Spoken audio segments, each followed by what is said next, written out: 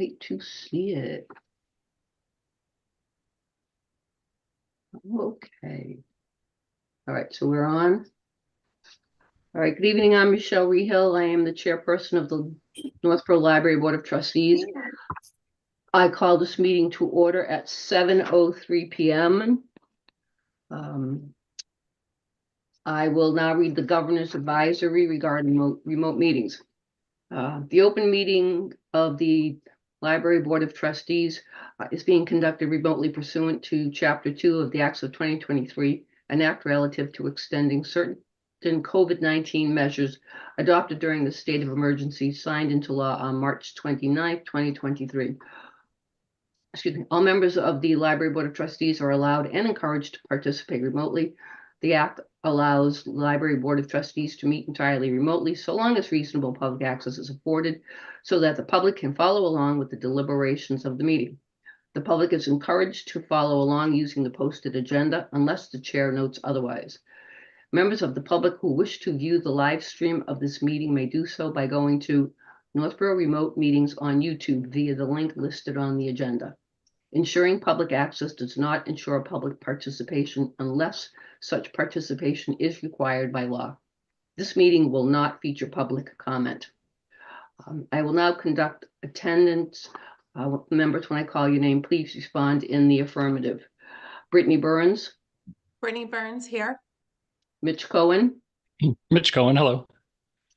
Pat Fonts. Pat Fonts here. Jim Hogan. Jim Hogan here.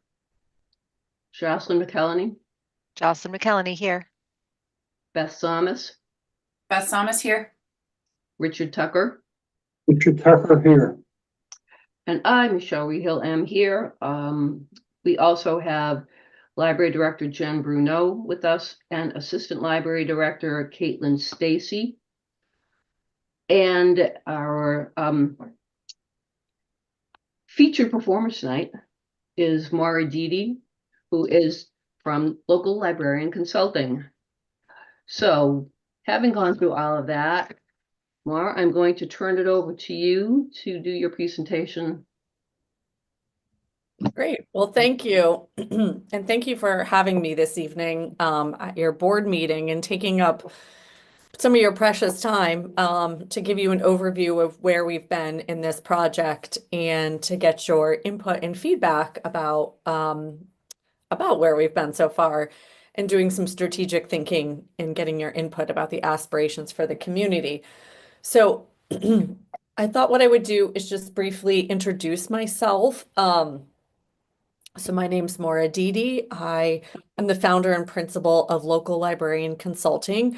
So we work with libraries and organizations on a variety of things, including strategic planning, evaluation, and assessment.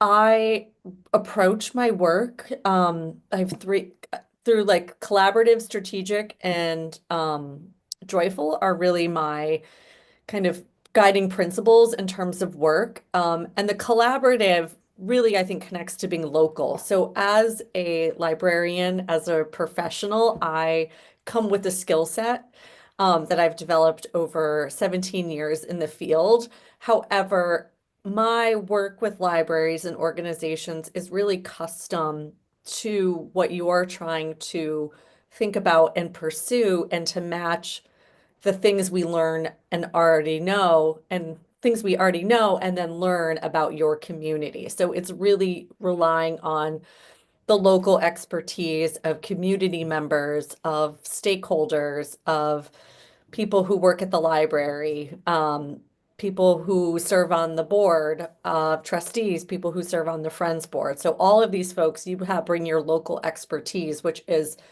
so important to this project. So without that local expertise, the more local input we get, the richer a project will be. And throughout the process, through the community engagement pieces, really rely on your input to help shape the plan in terms of the words and phrases and concepts that we use.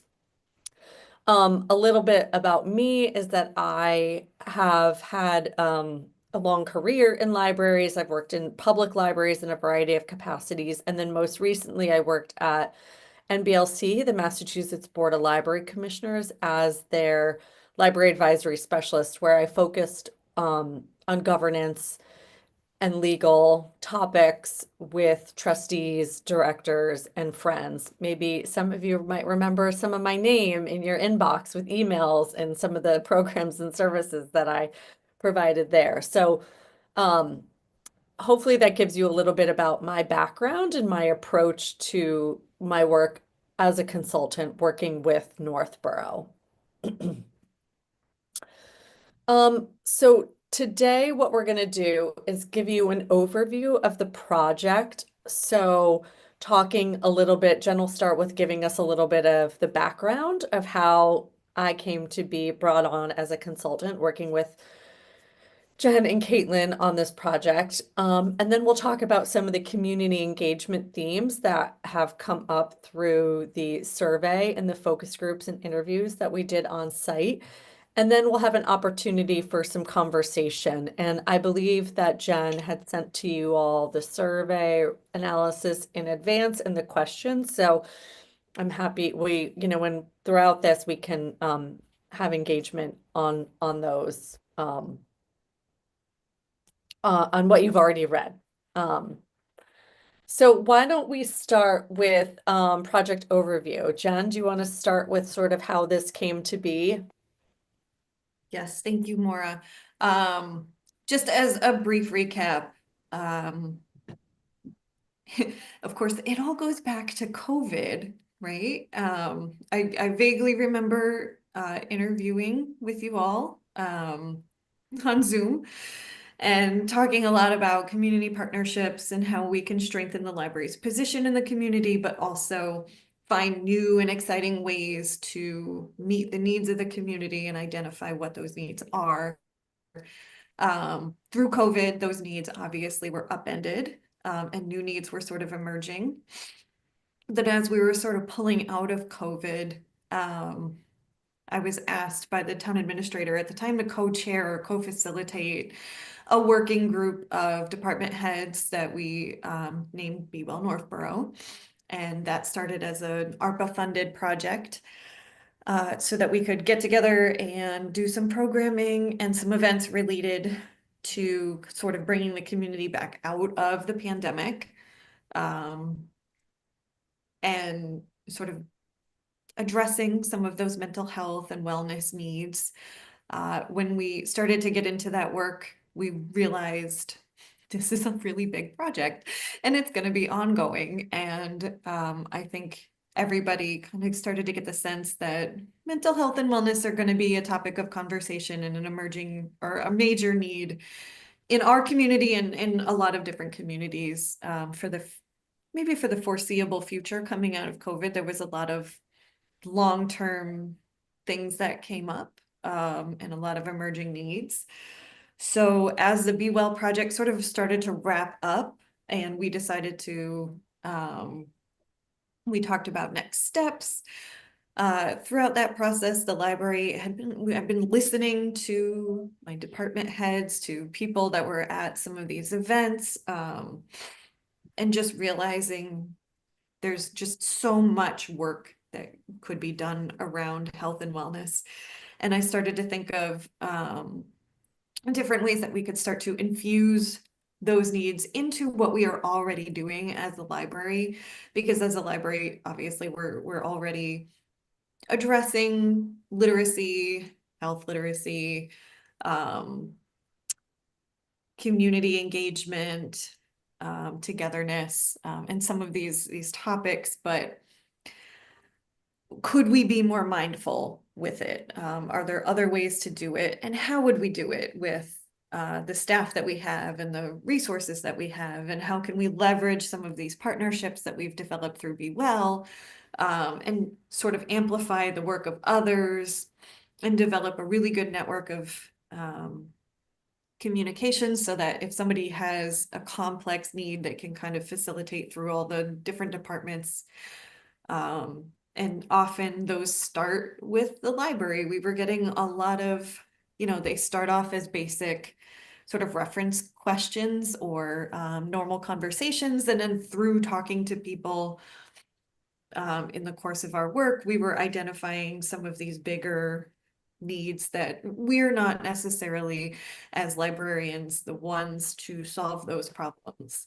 But how can we sort of match people better with the information that they do need, even if they're not exactly sure what that need is, right? So we reached out and put in an ARPA request for a health and wellness consultant to help us sort of figure out what our plan is going to be for the next couple of years. We were generously given the ARPA funding for the project. I put out a request for quotes. I did get 3 different consultants. Maura was one of them.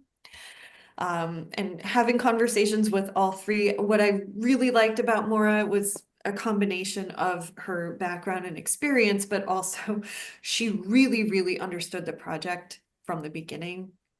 She was right on board, I think, able to take my sort of scattered thoughts and put them into something that sounded really, really articulate, which isn't really my strength. So, so once we started working together, we put out a survey.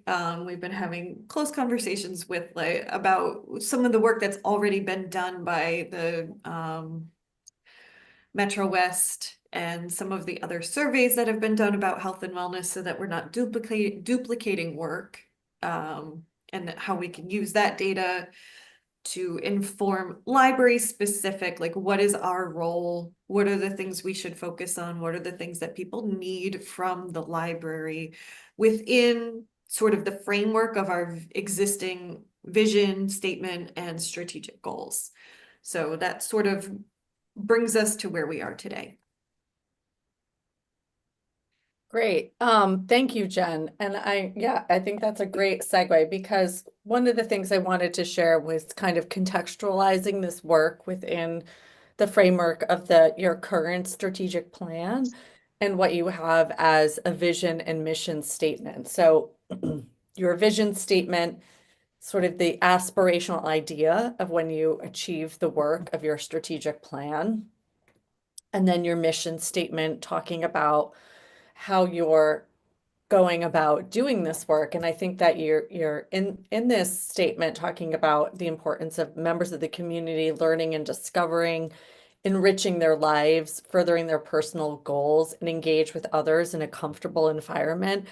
And these things that we learned through the background research and as well as the community engagement pieces really are connected to the work of the mission of the library.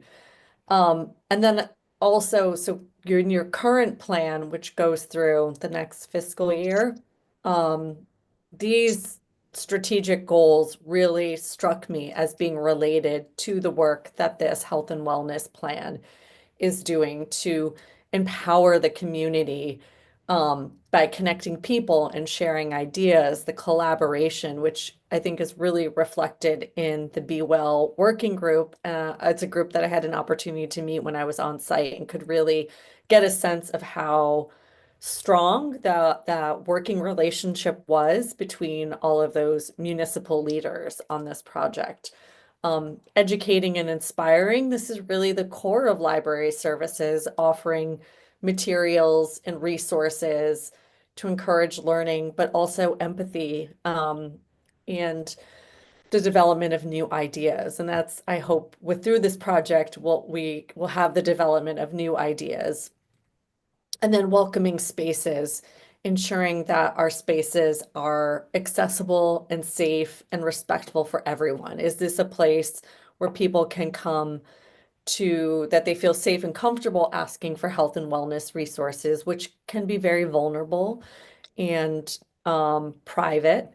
And is it a place where they're also feeling that the information they're receiving is trustworthy and that they can count on what they're receiving, and that they're also being seen in their humanity? So I think Jen gave a great overview, right, of where we've been, where she's been, right, or you as a community in this process, and really how it fits into the work that the library is already engaged with. Um, so I'm just going to talk a little bit about some of the survey data, which you had an opportunity to review. So some of the things, so just to kind of help inform the work of where we've been so far. So when we started working with Jen, had some background meetings about where the project has been, what were some of the goals that she and Caitlin had for the project. And then I reviewed 3 different key documents from the Metro West Community Health Assessment, the Town of Northborough Family Youth and Services Department Review, and then the Northborough Health and Human Services Strategic Assessment, excuse me. So this helped me give a lot of background info, I think especially the Metro West Health Assessment, to what some of the needs are of the community. And then the Health and Human Services and Family and Youth Services, thinking about what those departments are doing to serve that need. And throughout this project, it's really thinking about the lens of where the library, or where the library can have influence and when it's related to its mission and have some impact on these health and wellness needs. There's a lot of big systemic issues related to health and wellness that are really outside of the library's purview. So what we're trying to focus on is where there are issues that the library can have an impact on. So the review of these documents led to the survey, which I hope you all had an opportunity to take and review that analysis, and that came through with that report that you had a chance to look at. So we had 191 responses in total, and that met our goal. And we promoted that through the newsletter, social media, directly with the Be Well Northborough stakeholders, and asking them to share that with their networks as well. So just gonna move my screen here for a second. There we go.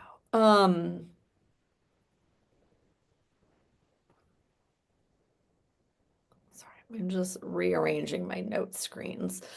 So the key themes in this were really about community demand for health and wellness programs. So we saw residents expressing a strong interest in this. And this interest really spanned across the age groups, which said to me that there's emphasis on a well-rounded approach to health and wellness programming. And as one survey respondent said, it's not just one thing people are looking for. And especially for um, physical activities and fitness, that really speaks to the mental health and physical health connection as well, and also opportunities to engage with other people in the community. Health and mental health really came across as a important topic in both the survey and the community engagement pieces we did on site in November. This was a top concern in the Metro West survey. Not surprising, that was really reflected in folks who had taken the library survey as well. The survey also highlighted some accessibility and engagement challenges. So thinking about programs that might be developed or targeted to folks at certain sort of seasons of their life, if you will. So we did ask about age, and we used that to take a look at how responses may have varied based on where the age folks were at. So we saw a distinct age-related preference for things like parenting programs for that 34 to 45-year-old group, which makes sense. Those are folks who are in the midst of child rearing, right? With small, maybe small children or up into like middle school or even high school. So there's a need for that among that age group. And then for folks who were 55 and older, there was a high demand for online resources. So maybe reflecting a little bit about understanding digital literacy and information literacy about what they can find online as well. And then evergreen is just like marketing challenging, getting the right information at the right time in front of people. And in connecting to literacy, really, it there's all types of literacy, and this is really beyond the traditional definition. So the survey wanted to look at different types of literacy, like health, financial, and housing literacy.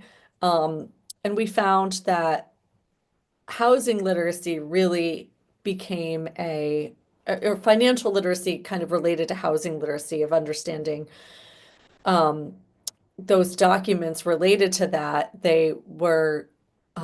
People reported that they were only slightly confident in that. And that was, I think in the survey I talk about how that's particularly higher for, I think it was folks in their 20s. So that revealed itself as a need through the survey. And then community connection and isolation um, emerged as a theme as well. And we know that the library plays a crucial role in facilitating community connections. So respondents had highlighted the value of library programs and town events, and even informal social interactions can foster belonging. When the survey was out, Apple Fest had happened or was happening. And there was a lot of responses about how folks found that kind of community event to be a time where they felt they were belonged and felt connected into the community. Um, some of the responses in the survey expressed a need for inclusive programming, especially for folks without children or older adults who are transitioning out of family-focused activities. Um, One person said that there's lots of resources and support for parents, but none for people without children. It's very isolating and lonely. And those feelings of isolation and lonely, we know, are national issues among folks in different age groups as well. So of course that we would see that trend also in Northborough as well. So I think that, that feeling of wanting to be connected to the community as a way of combating social isolation would come through in the survey. And then community-centered collaboration, right? This work doesn't take place in a vacuum. Um, and the library has its strengths and the activities that are within its mission, and the importance of partnerships with the Health and Human Services Department, with the other municipal departments and other nonprofit organizations, and helping achieve the goals that are yet to be determined, but will be in this plan. But really, those community connections will be critical for success. So after the survey, we did that analysis, and that analysis helped inform the community engagement that we did on site. So we held 3 focus groups, which were attended by 20 people, which included library friends, community members, as well as municipal staff. And then we had 4 interviews with municipal stakeholders and leaders, and there were 2 staff engagement sessions. And again, the themes out of that really became around mental health and how critical that is, and the impact of mental health on all aspects of a person's life. Literacy, all types of literacy. We had questions in our focus groups and interviews that really were asking about, what people think is important around, literacy and the skills that are needed to access health information and understand it, especially when so much is available online and is a starting point for a lot of folks looking for information, you know, myself included. Um, and just thinking about that, there's like just basic literacy, being able to read and understand what you're reading and the information as it's being presented. Information literacy, like who's sharing that information, digital literacy, being able to navigate a website, use a computer, understand sort of how the technology works. So all that literacy is layered in being able to access and understand health and wellness information and the importance of community connections and wanting to feel a part of the community and belonging. Um, so I think I'll pause here and see if there's any questions about the survey and community engagement before we get into your opportunity to answer some questions and share your feedback.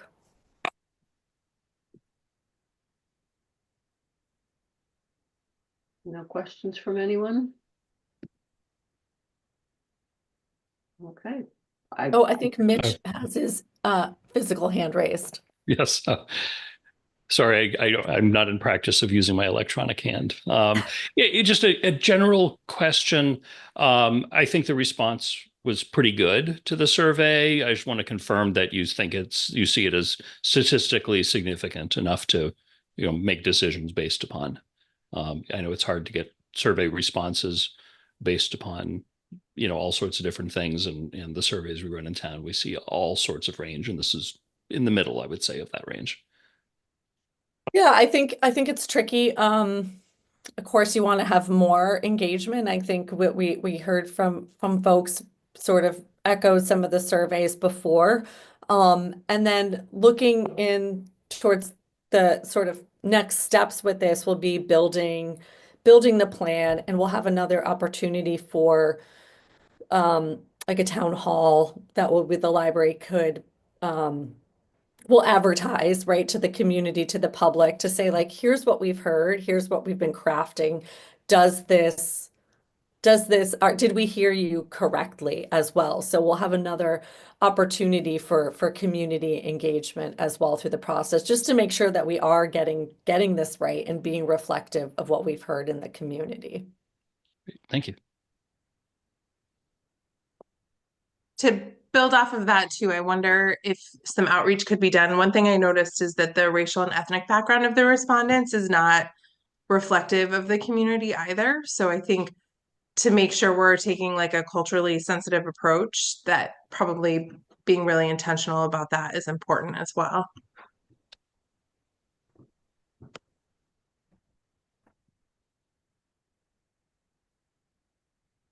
Yeah, thank you. Thank you for that, Brittany. I just had another thought. I feel bad for not bringing this up earlier, or maybe sending Jen an email. But before Jen joined, so she wouldn't remember this, we did some surveys. I think it was just before COVID, and it was not for this purpose. It was for different purposes of may have been related to fundraising or it was building use. I don't know if Jen, if you found those, if you ran across those and gave those to Maura, I don't know if there's anything interesting that might be helpful in any of that. I could dig it up if you don't know where it is. It's actually filed with our current strategic plan because I believe Okay. that was part of, like, I think there were two surveys. There was one that was done with a fundraising consultant. Yeah. And there was one that was done with Maxine, I believe. The Yes, yeah. the second consultant, yeah. Mm. They're both attached to the strategic plan, and I think a lot of it was because it was pre-COVID. It might be interesting actually to go back and see what. I would not want to make decisions now based upon that. What brought it up is Brittany's comment about being reflective of the community. That was something that we noticed out of that earlier survey, that we also recognized we were not getting input and participation in library services and library programs that we felt were representative, and was something that we wanted to look at. And then the pandemic hit and we had other priorities. Yeah, I think it brings up an interesting question about where we might not be advertising. So this was sent out, the police, fire, health and human services, the town clerk sent it out, like, we sent it out through all our sort of quote, known Yeah. channels. So I wonder, and maybe that's a bigger conversation to have at another point, but like what we're not reaching or who we're not reaching with some of the town channels, and how we could do better with that. So it's a really interesting point. Brittany, you might hear more from me later if I could pick your brain about it. Yeah, absolutely. Well, and we, Jen and I, we unfortunately had 0 people show up to one of our focus groups. So we talked about pivoting that to doing one online after the holidays. So there will be another focus group opportunity that will be virtual. So when Jen picks your brain, Brittany, for maybe some avenues, we can hopefully be a little bit more strategic in our recruitment to ensure that our invitations and letting folks know about that opportunity hopefully can help reflect some of those demographics in the for Northborough. Mitch, do you think that the since the Diversity, Equity, Inclusiveness, and Belonging Committee is meeting again, that they might want to have a conversation with me at some point about communications and making It's sure that we're reaching all demographics of people when it's very possible. I mean, yeah. it's certainly top of mind having that meeting just taken place an hour ago. Yeah. That you know, whether that committee as in a formal sense participates or even just members of that committee may have some ideas as to how to reach more people, both for the survey and just for library communication and municipal communication as a whole. Yeah. Because I know there's a lot of surveys that are either being planned or have gone out recently. So I wonder if it's a trend that everybody's seeing. Yeah, thank you guys.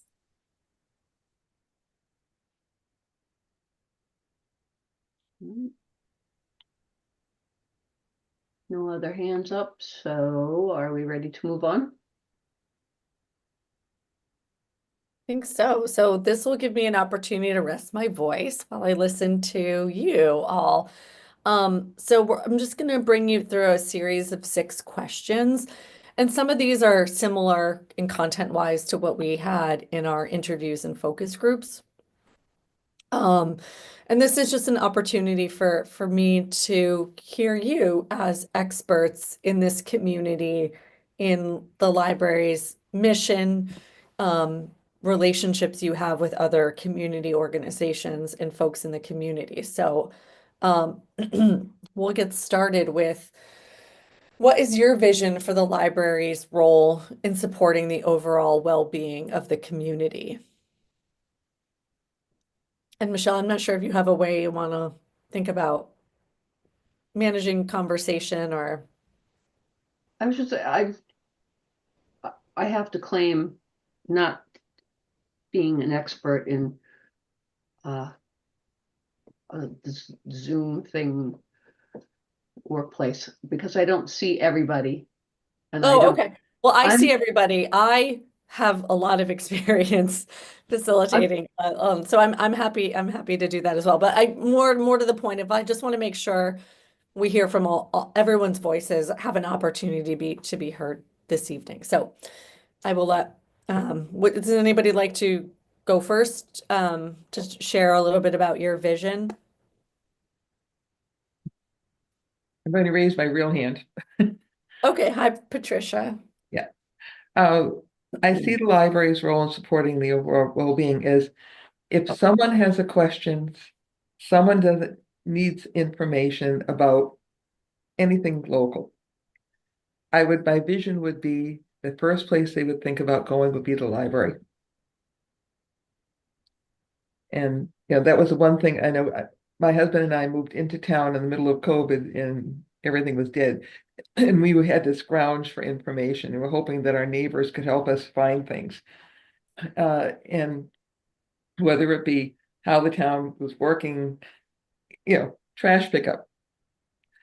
I know those sound trivial, but when someone is really in need of information, I would like them to think that the library is the first place that they could check.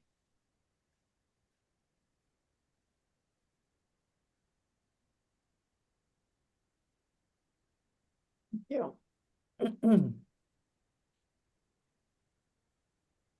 I could raise my real or my virtual. I don't know what the preference is. Hold hands. I think for me, supporting is the key word in this, and not trying to be all things, and recognizing the capacity of the library team who already does so much. And so for me, I think, when I think about it, it's almost like a directory and a wayfinding. Like I think it's important, and this I think aligns with what Pat was saying. To know what resources are available and to where to point people, and to have those connections established, but not necessarily be the ones trying to provide the service. Agree, yeah.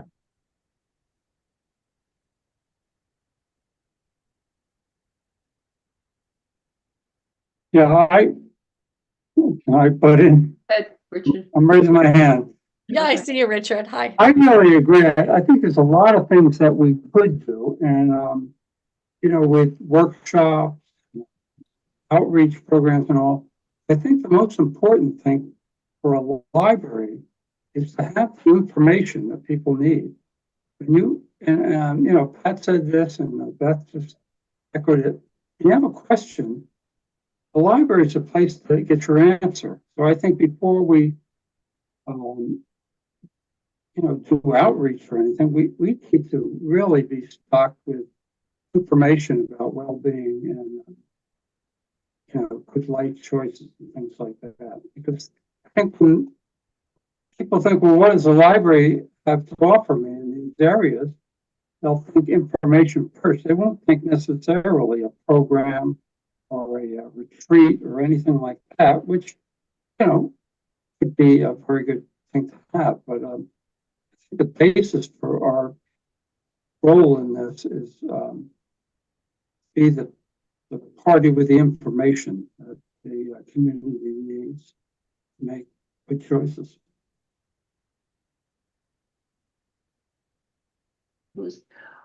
Brittany, were you up first? I see your hand up, but I don't know if Brittany went before Jocelyn. Brittany's hand was up first. Okay. I'm going to take a little bit of a controversial stand here for a library trustee member, and that is that I actually think the library is so much more than information. That is not the first place I would go if I were looking for information on the town. I think so many people rely on town websites and internet resources and things like that I actually see the library as a place for people to break free of that isolation, right, and interact with other human beings. I see that as a really important kind of community function. And I also see the library as a place, one of the only places really in town that's for everyone in all stages of life, right? There's lots of places for people with children, schools, there's the senior center, but there's not a lot that really any places that are for everyone. And so I think for me, when we think about well-being of the community, it's really a place to give people a sense of community in a world where we can find things on our own now, right? And be very isolated. So for me, that like physical space and connection is actually the most important part of what the library is doing now.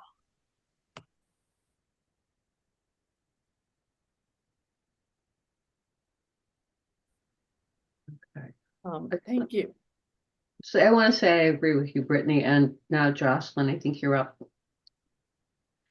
Thanks. I actually love that position, Brittany. I think that what I have to say probably echoes what almost everyone has said at this point is I pulled out the word supporting, in that it's a place where we're not, so many people live their lives in a social media bubble where they're just hearing the things that they want to hear, where the library could be a place to make sure that all information is elevated, that people can break free of the chains of news yelling at them and headlines yelling at them, and take the time in a quiet space to learn for themselves information that they might want to know, and to do it in a place, to your point, Brittany, where other people are also there trying to do the same thing. It's a place where learning becomes the common thread for folks to come together, whether it's learning who your neighbors are, learning what programs the library has, or just learning a new skill.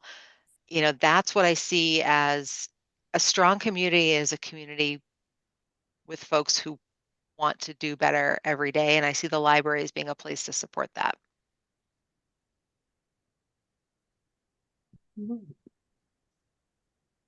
Anybody else? No other hands up? Does anybody want else to have anything to say about this particular question or topic?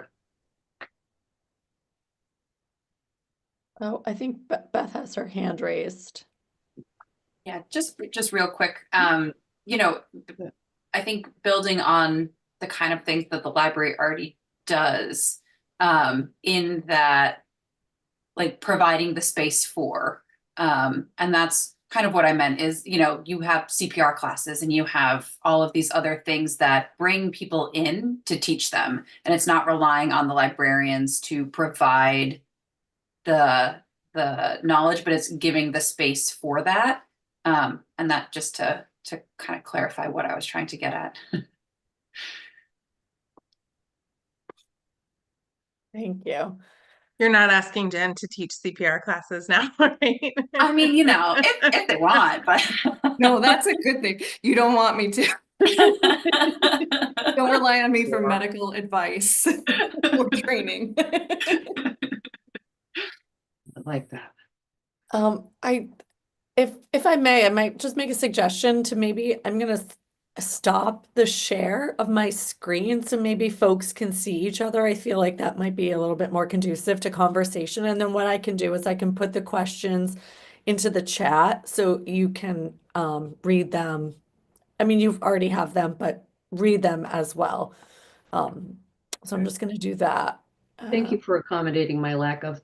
Oh, no, of course, as we were doing it, I was like, this feels like a conversation now. Like, slides are done, now we're having conversation. Okay, so our next question is, what are some of the biggest health or wellness challenges affecting community members in Northborough?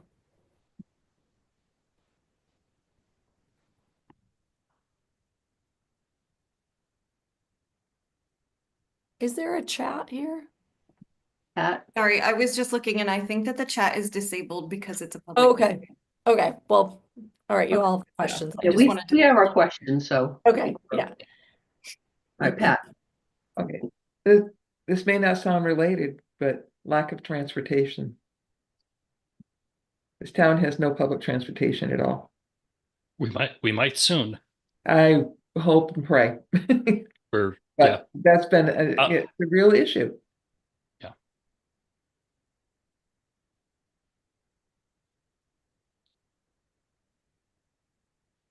It would be a huge distraction for me to describe that, but Pat, I'll send you an email with some information.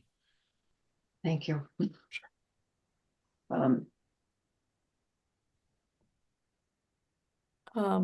Jocelyn?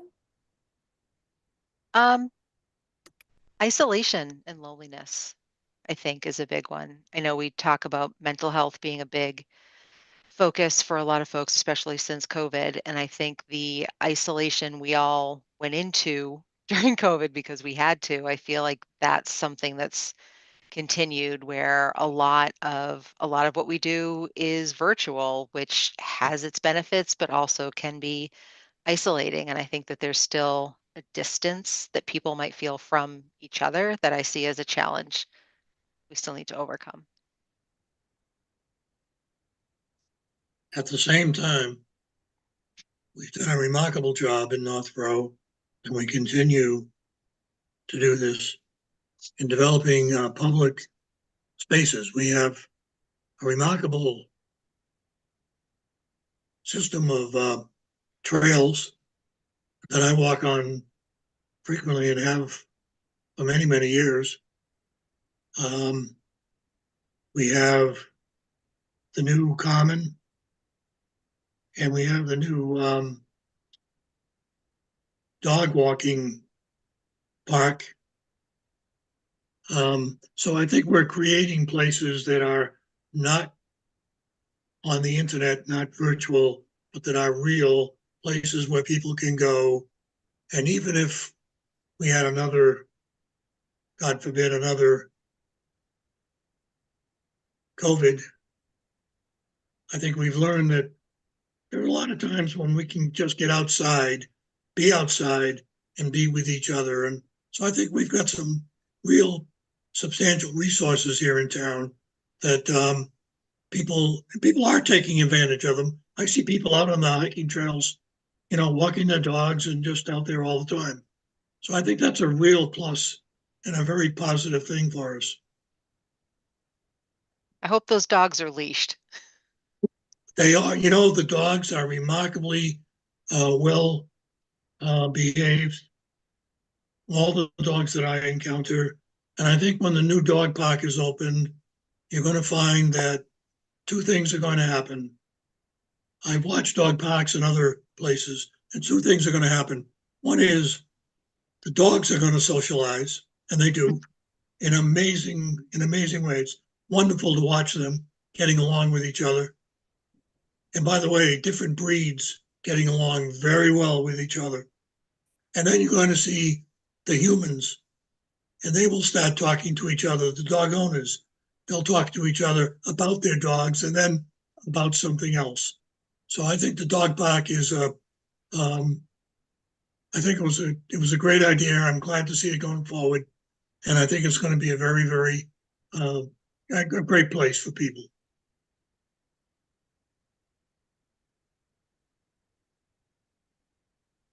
Thank you, Jim. That if I just may, what your comments sort of reminded me of one of the staff sessions we had and talking about how pets can have such an impact on health and wellness and on mental health and some of like we did some just brainstorming around programs and ideas, and one was about like, maybe there's something there about caring for pets and caring for animals, right? And it makes me think about how, right, there's something the library can do in terms of programming, bringing in experts, connecting people, but how that also connects to the other assets in the community, like walking trails, a dog park, right? So it's all, within the community, everybody pulling their strengths to address some of these issues. So thank you for that.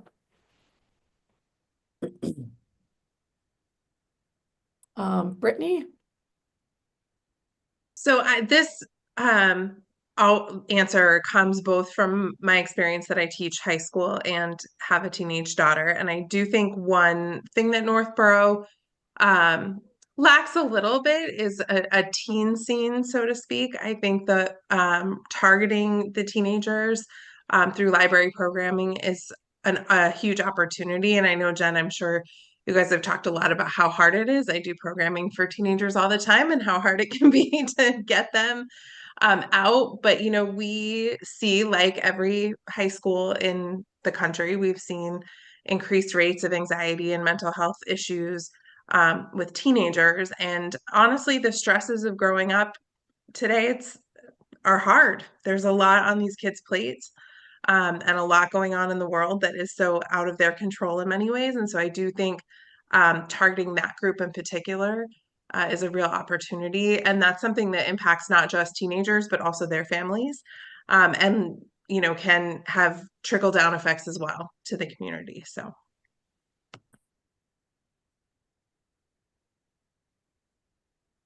I was related to that.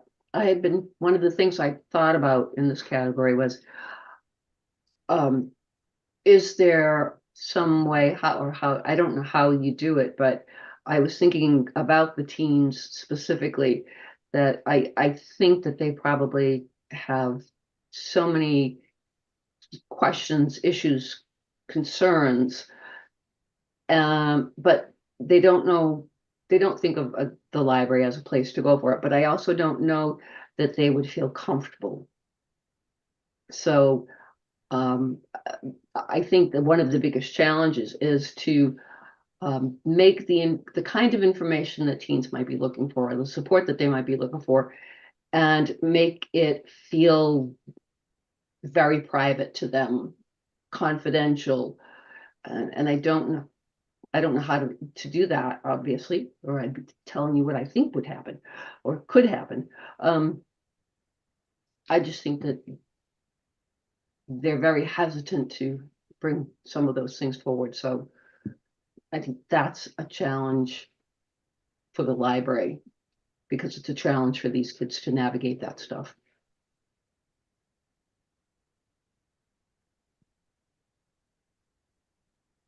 Anybody else? Oh, Richard, do you have your hand up? I can't. Oh, no, never mind. See, some random thing on my screen.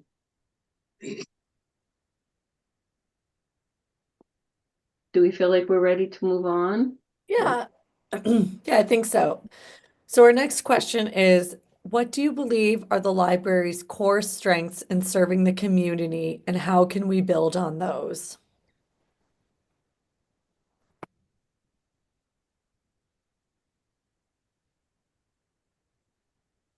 Okay, I'll jump in on that. I think that we live in a world in which people are exposed constantly to misinformation and, in fact, malinformation. And I think one of the core strengths of a library is when we're dealing with people who come in with questions about health issues or actually any other issues. One of the most important things we can do is try to teach them how to discriminate among the sources of information, so that when they need information on a specific topic, they have at least a rough idea about where to go to get legitimate information. If you're worried about cancer, you don't want to go to Joe Blow's cancer website. You want to go to the American Cancer Society, the AMA, or something like that. So if we can help people learn to discriminate among the sources of information that are out there, because there's so much junk that they're barraged by from their so-called social media experiences, that they don't really know where to go and they get confused. And if we could just help them with that, so that they go to places where they get legitimate, adjudicated, real information, I think we will have done a great service. I'd like to say that I think one of the library's core strengths is the staff that we have.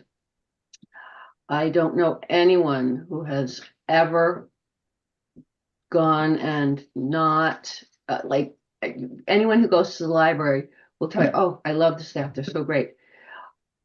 I think how do we make it better is get people in the door. But I think that really the staff is the strength, because there's someone for everyone. They will get in there. Once they're in there, the library staff will not stop until they help someone, until they find what the person needs, get them to the right place. So, core strength, library staff.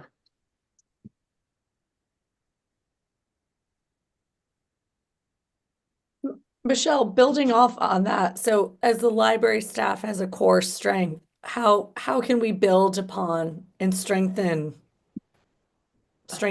that resource? Not to say like it's already a well-performing machine, but how can we build upon that?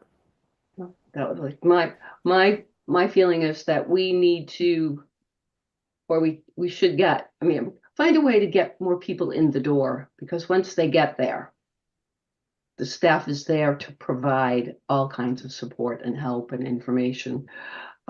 And again, like I can tell you what the core strength is. I don't know how to make it better, except, oh, maybe more staff. Oh, maybe have the library be open longer hours. So, and I do think perhaps if we could get back Thursday night hours, that might be very helpful. You know, that's a way to build on this. So,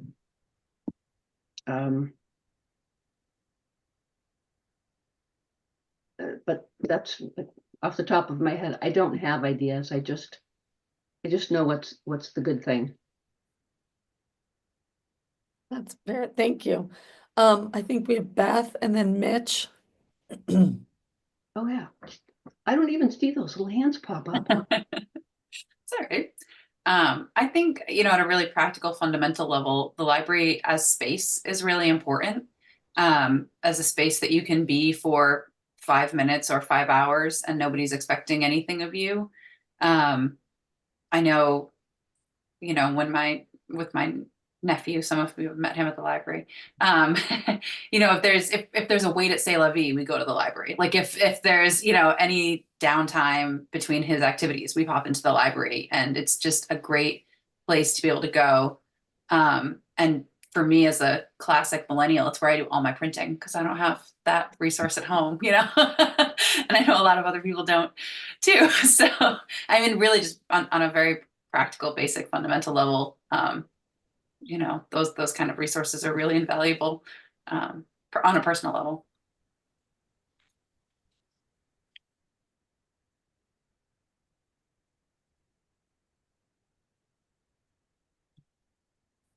Mitch? Thanks. The collection is probably the item that draws people into almost any library the most. It's certainly the traditional old-fashioned way of thinking about libraries as just shelves of books is old-fashioned, but that is a big, it's a huge part of what we do. And using that and maximizing that and talking about that brings a lot of people in where they can then be exposed to the other wonderful things that we do. So I didn't want to forget about that. We probably spend the least amount of time at our meetings talking about the collection because it's a good collection and we have professionals that do it. I don't think that, we need to be involved in the idiosyncrasies of that collection. But I just didn't want to leave that off the table as being something that's critical to our mission.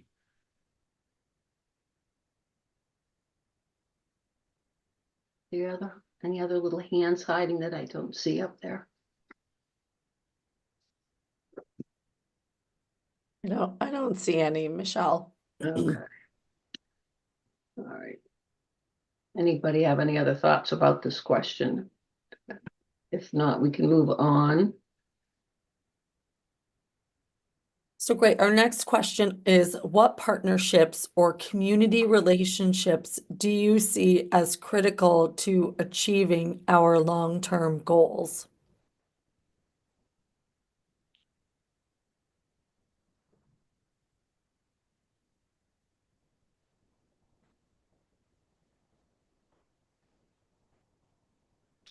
I think the relationships that have already been established through the initial Be Well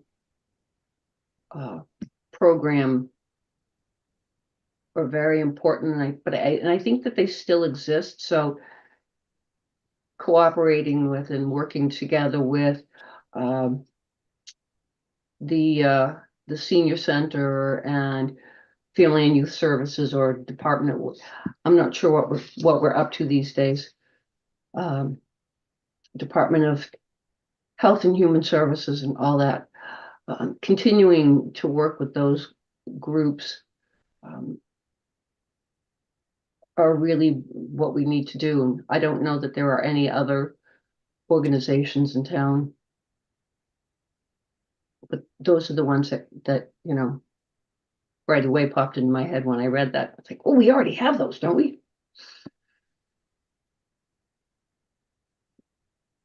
Brittany? Okay. Sorry, Brittany.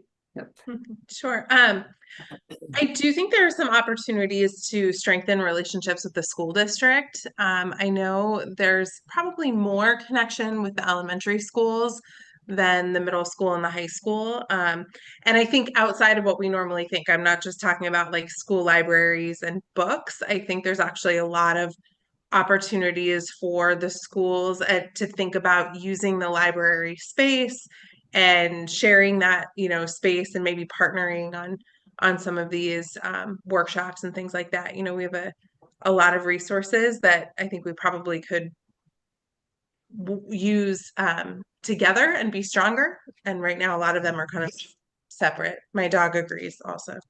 All right, Mitch? Two thoughts. One, are churches. That churches are places in town. We have a lot of great churches and religious organizations in Northborough that I don't think we reach out to, or if we do, I'm just not aware of it. Not to involve ourselves with their religions, but as a way of making, they are parts of the community. And if we are going to be central to the community, I think that's, one set of organizations we can reach out to, and another completely different set of businesses. I know, we've partnered with some businesses on a few things here and there. I think there's a lot more opportunity for different reasons. Maybe it's to solicit donations for things or sponsorships for events. Or maybe it's for putting a few books at the, in the waiting area of a restaurant that gets busy. Just, a big aspect of the community. And a lot of the businesses in town are not owned by Northborough residents, but those owners and those managers are very interested in the Northborough community. Which raises an interesting point with the churches, because I think that and a point that was brought up before, maybe by Brittany, but the teens are always anxious to get involved in, outreach kinds of things when they're doing,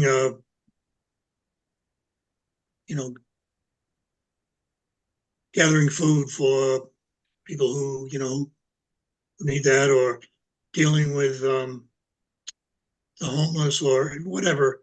But the teens seem to come forward, and they really like to do that kind of thing.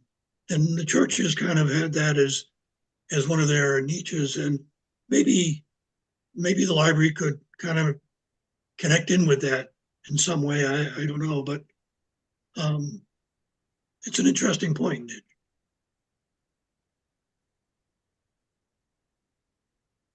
Okay, I'm sorry, I have to step away for a couple of minutes. Can the meeting go on without me? We have Mitch here just in case. I have a little family thing going on. I'll be right back. Okay. What will I do with all this power? Only kidding.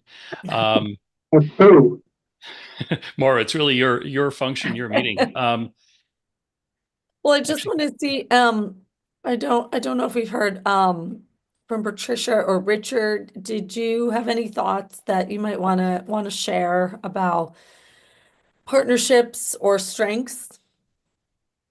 Well, I think, I have said this at so many meetings when we go over our statistics about the participation in our programming.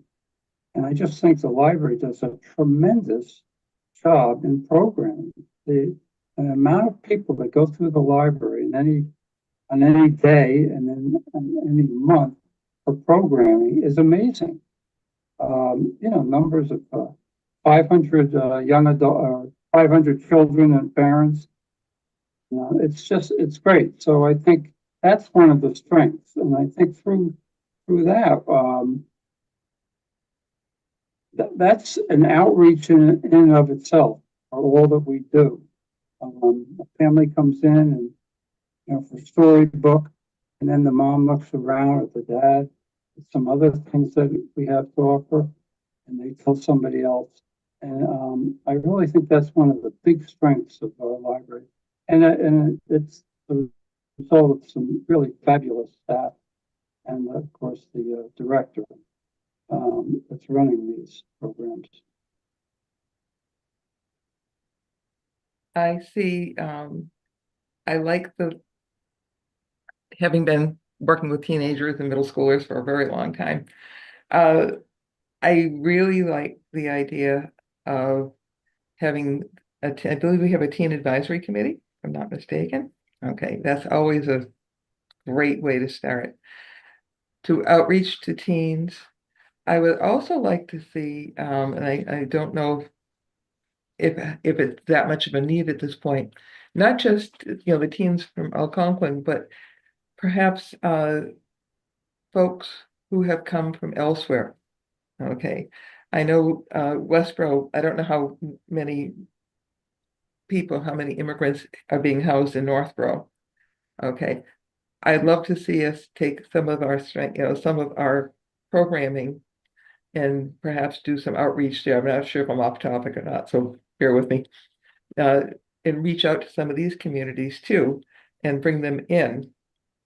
And the more diversity we have, Mitch, to diversity and inclusion, I think the stronger we're going to be for it.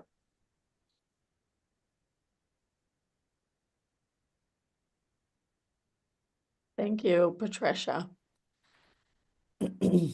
All right, we're coming up. We have 2 questions left. So one, our penultimate question is, what would success look like for the library in 5 years? What outcomes or changes would you hope to see? Mitch, you're right. I have a dream, which is to open on Sundays.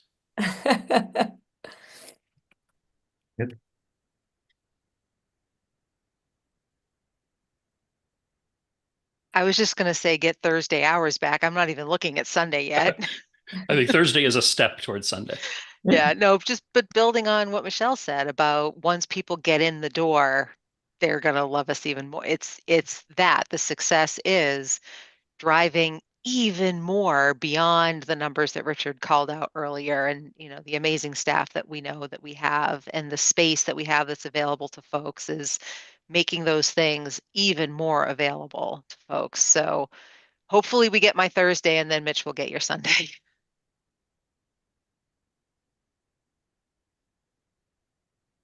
Interestingly enough, a large number of the hours that we are open, people who are working cannot come in.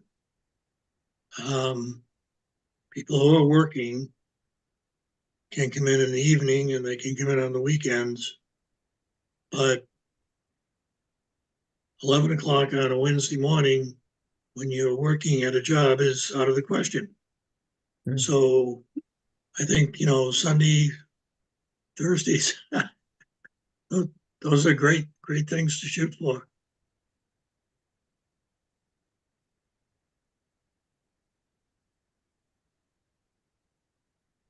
Brittany? I'm going to circle back to something Mitch said earlier too. I definitely agree with Thursdays and Sundays.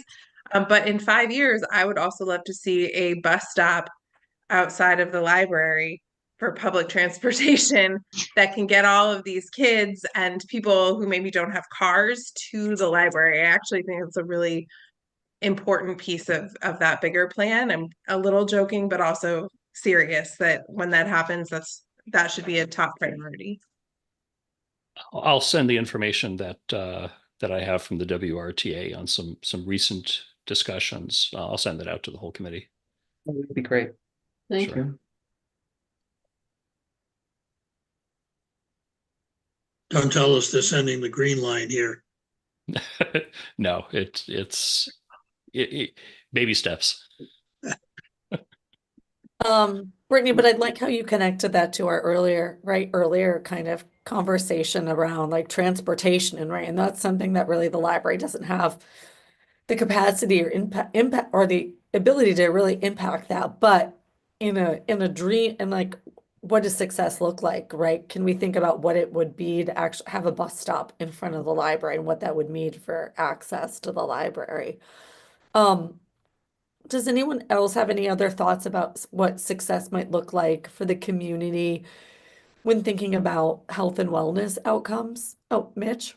I don't know if I mean, it's certainly indirectly for health and wellness is one of the first things we talked about in this discussion were is our library community reflective of the Northborough community as a whole? And I don't know that factually. My gut feeling is we could do better. And my vision would be doing better. And that might mean um, different language support from staff or some way of dealing with that. Targeted sections of the library for different cultures. Um, you know, reading groups for kids that are a little bit more open to cultures where the parents might be more familiar with the books or the topics. I'm just thinking off the top of my head, just guessing. Not directly health and wellness, but library related. I But would say wellness for sure. I was gonna say, I think that it is wellness if we provide more inclusiveness in the library. It's helps people. Again, we always say the library is a safe space for everyone and it's supposed to be a comfortable place for everyone. But how can people be comfortable if they don't feel seen, if they don't see themselves reflected in what's in the library, the programming in the library? So I think there's also an opportunity maybe to embed the library more in existing community events instead of expecting people to come to the library. There's usually a book sale that accompanies all of these, but that's really a very limited place of engagement. And if there was a different approach, perhaps, to represent these services or, have a tent or a booth, in these spaces where lots of other community partners are also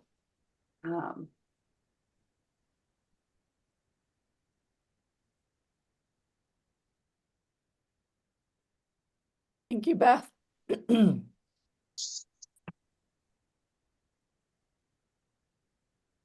nothing else on this? If not, we will go to the ultimate question. Ultimate question. Are there emerging trends or challenges that you feel the library should be preparing for now to stay relevant and impactful?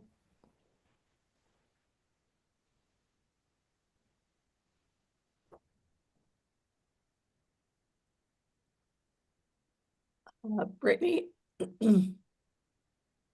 I have no idea how you should prepare for this, but I do think that AI is going to really impact the way that people look for information, access information, think about needing resources, and come to use a library. And I think there's a lot of many challenges with that, but I think there are also some opportunities there as well. So that's like kind of one of the first things when I think about just information technology for sure.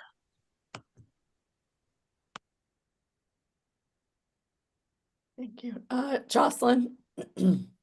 So on the other side of Brittany's point, as our community as a whole ages and folks are more aging in place, is keeping a focus on the seniors in our community and making sure that they continue to feel engaged with the library, with the community as a whole.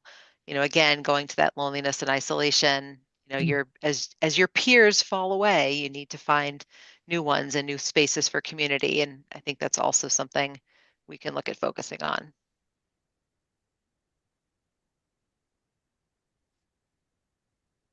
Thank you, Jocelyn. And hopefully we all have an opportunity to age in place or age in the communities we want to be in, right? So it's sort of like think about the life cycle of library patrons.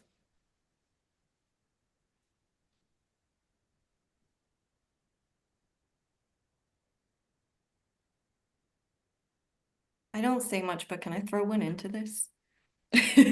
And just throw out there, that making sure that on the other end, people are able to stay in Northborough affordability wise. And for us, I think that plays out in home buying literacy or financial literacy types of initiatives. So we can't necessarily lower your rent or make the housing market more fair, but just sort of being aware of that trend and making sure that we can provide resources when people need them. Really glad that you brought that up, because I was thinking about the whole issue of affordability and affordability for people in town, but I couldn't figure out like how do we prepare for that? Well, it's not like we can give people money so they can afford to live here or buy a house or pay their rent, whatever. But Jen, you just said it, focus, like on programs that will help them do that, like the financial literacy. And that, I think it was one of the things that was in the big report where they talked about like how to read a not a contract, but how do you read a document that talks about a mortgage or a rental agreement or something like that, so that people really understand that stuff. And I think that's something that we should be preparing for, because it's becoming difficult to afford to live anywhere, it seems. So. As as a follow-up to that, in the reverse, as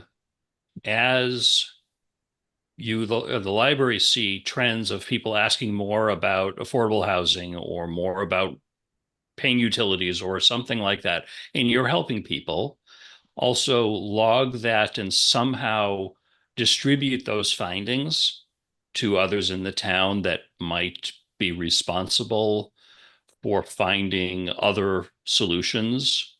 For example, get a lot of sudden questions and comments about affordable housing from seniors. Mention that to the select board or the town administrator to sort of drive the conversation about finding more affordable housing, because the library is not going to is not going to create affordable housing, but there are others in towns that are responsible for that. So to know what you're running into can help us do our job.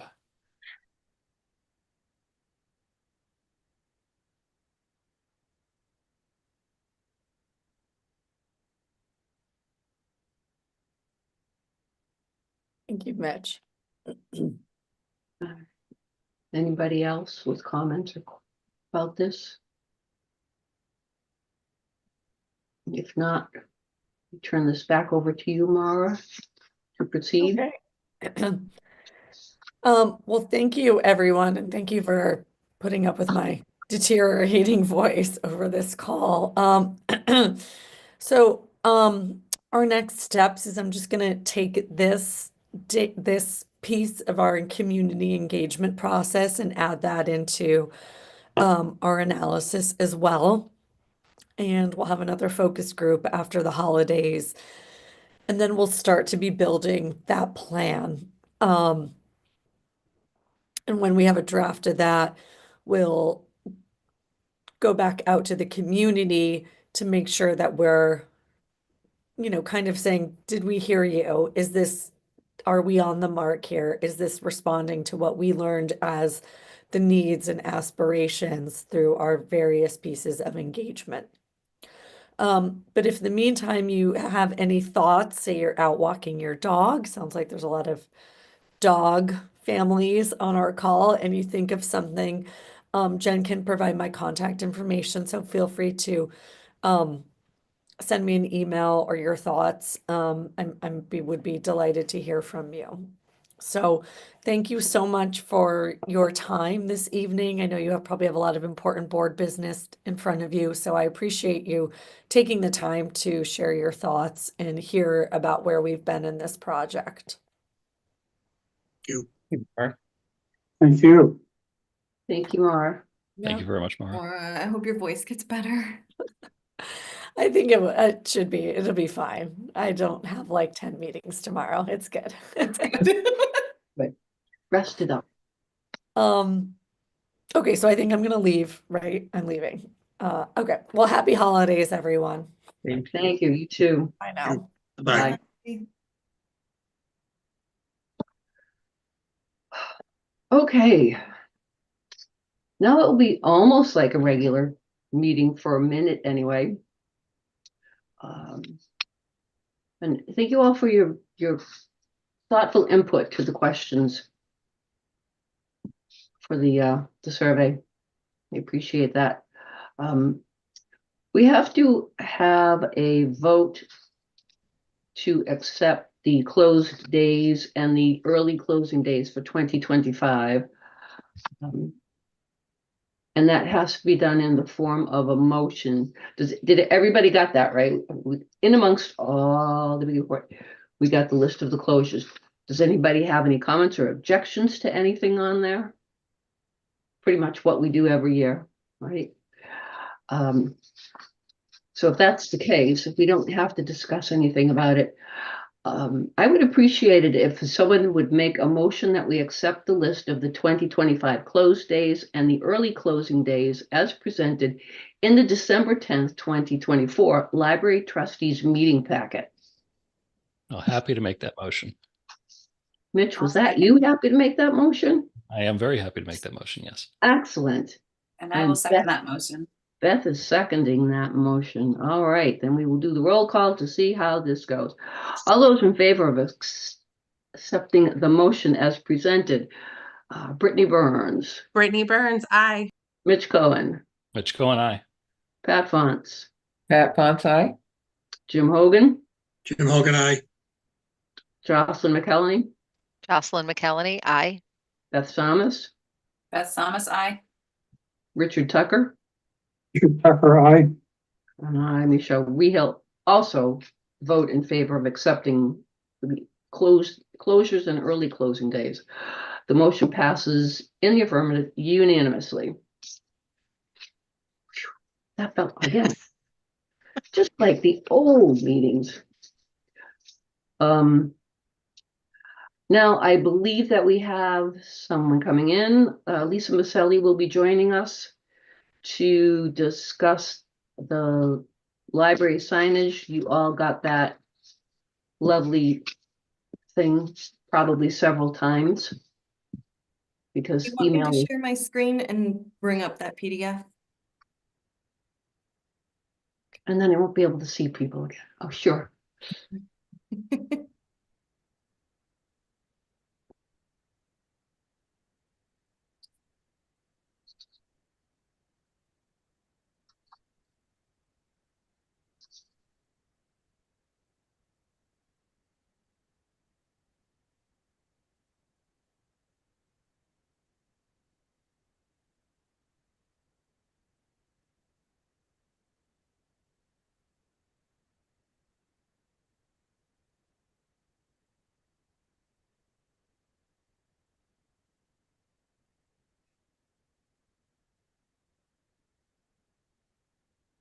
I'm Okay. sharing my video. I can't see if Lisa is here. Thought I saw her in the room. She's joined the meeting, but I don't see a count. Here's Lisa. Hi, Lisa. Oh, that's better. Gonna keep getting this call coming in. I'm like, I don't want a call coming in. Oh, that's you. Are you calling me? Yeah, all right. That's crazy. All righty. Well, look at that. I don't even have to share that. I was gonna hold it up and look at this. It's already on the screen. Hello, everybody. For those of you who don't know me, I'm Lisa Maselli, and I keep getting a phone call here, so I don't know how to fix that. Would you give me just a minute? I'm gonna go and close this off. I'll be right back, okay? Thank you. We're all having our issues. But I'm on a call. Without revealing any details, like my sister, who does not live in Northborough, has been frantically calling my house to see if she could come and stay here tonight. But I have my phone on Do Not Disturb. Oh, oops. So she finally thought, oh, I can text. Apparently, where she lives, there is a gas leak in her neighborhood, and she needs a Oh, place no. to sleep Oh, tonight. gosh. So that was my little family emergency that caused me to have to step away. All right, well, sorry about that. Hopefully that'll be fine. Well, so would you like me to just talk about the new street signs? Okay, about June, we started working on this at the design review committee. And we're following the master plan, and it's under ED 1 to 3. And it says explore options for creating a fresh and cohesive identity or brand for the new downtown area, such as unified signage and facades, including wayfinding and marketing materials. Use signage to clarify the boundaries of the new downtown. And the design review committee researched the importance of signage and unity. I'm going to give you a little background, little marketing background here.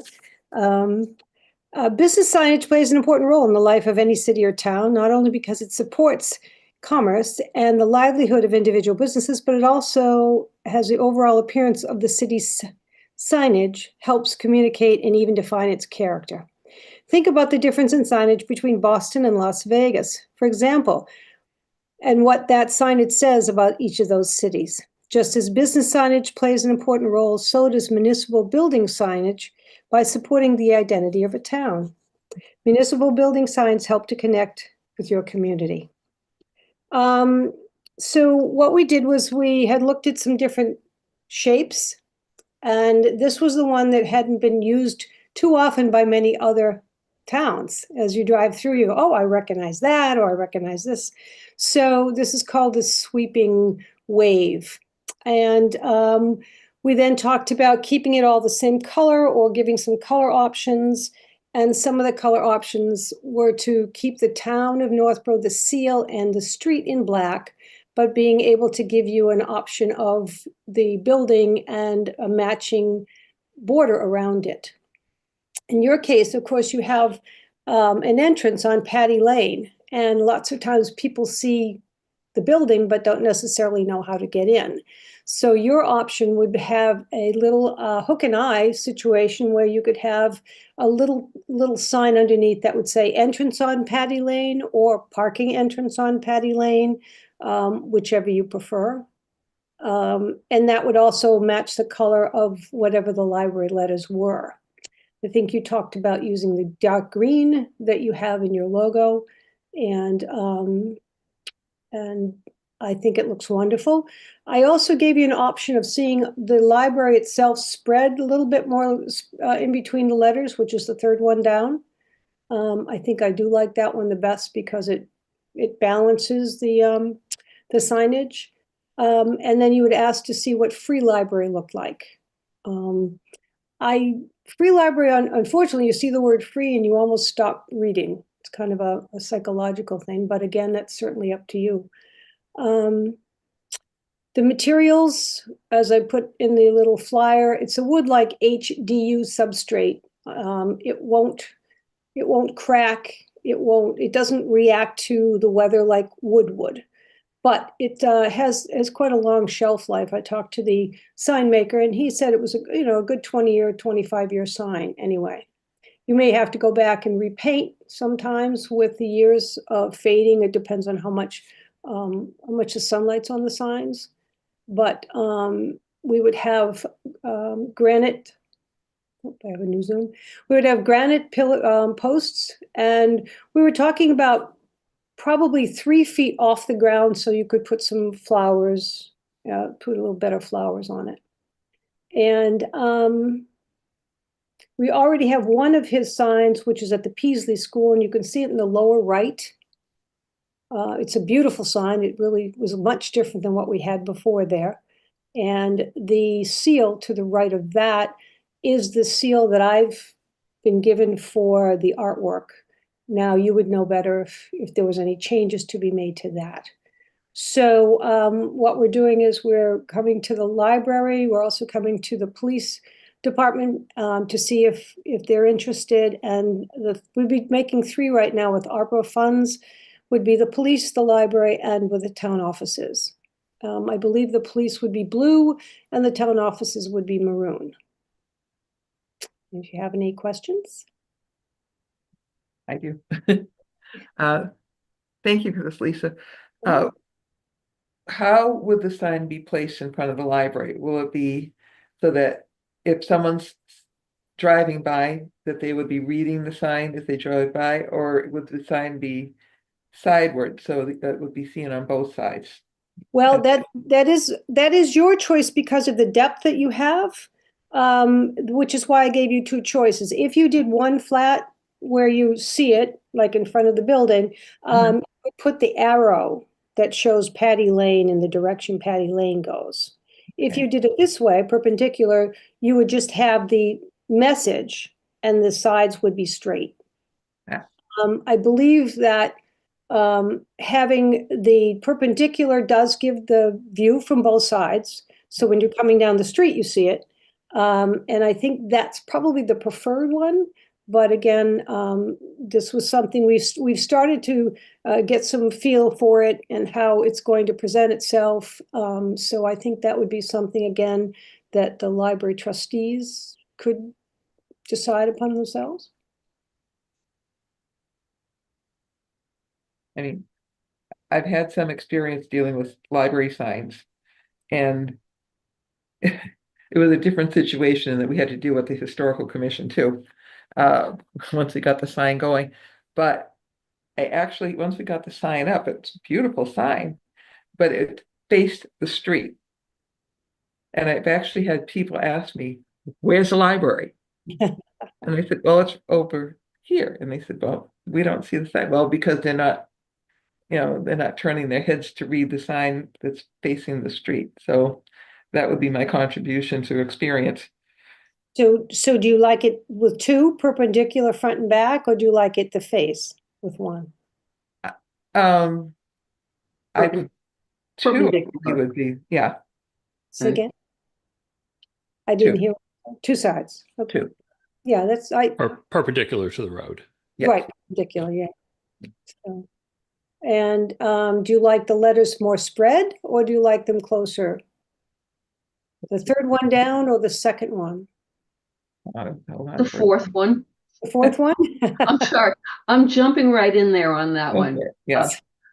Well, again, But it is the Northborough Free Library, and it would bother me terribly if it was just listed as library rather than the free library. all right. And I know how you've expressed your feeling about it, but it is the official name of the library, so. Okay. I'm So just jumping that in. would then take away, that's going to be the size that's pictured as. It's not going to have that spread as a third one down. Okay. Right. I just have a question about not the details of the sign, but more the overall plan of the sign. Just to clarify, so the request is for ARPA funding to get the sign set up, but then any subsequent maintenance, anything like that is the responsibility of the library? I would think so. We haven't set up a fund yet for all municipal buildings.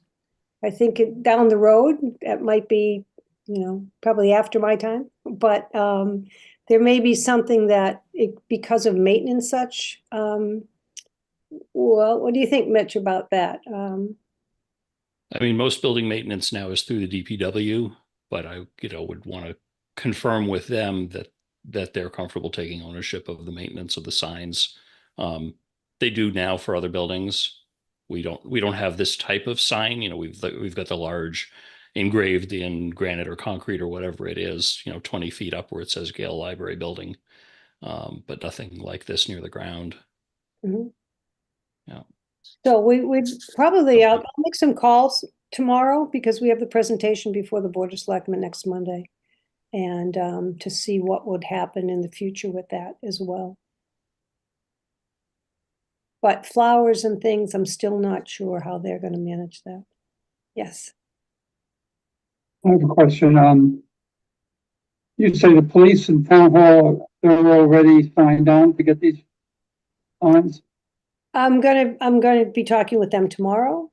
Oh, they have, Right. So, but I mean, if we've talked about it, the chief has seen it. I think what would be good is probably a letter board, the select board by Monday to say, yes, you'd like it, or you don't want to participate.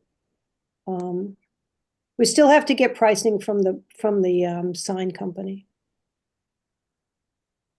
Talk with him.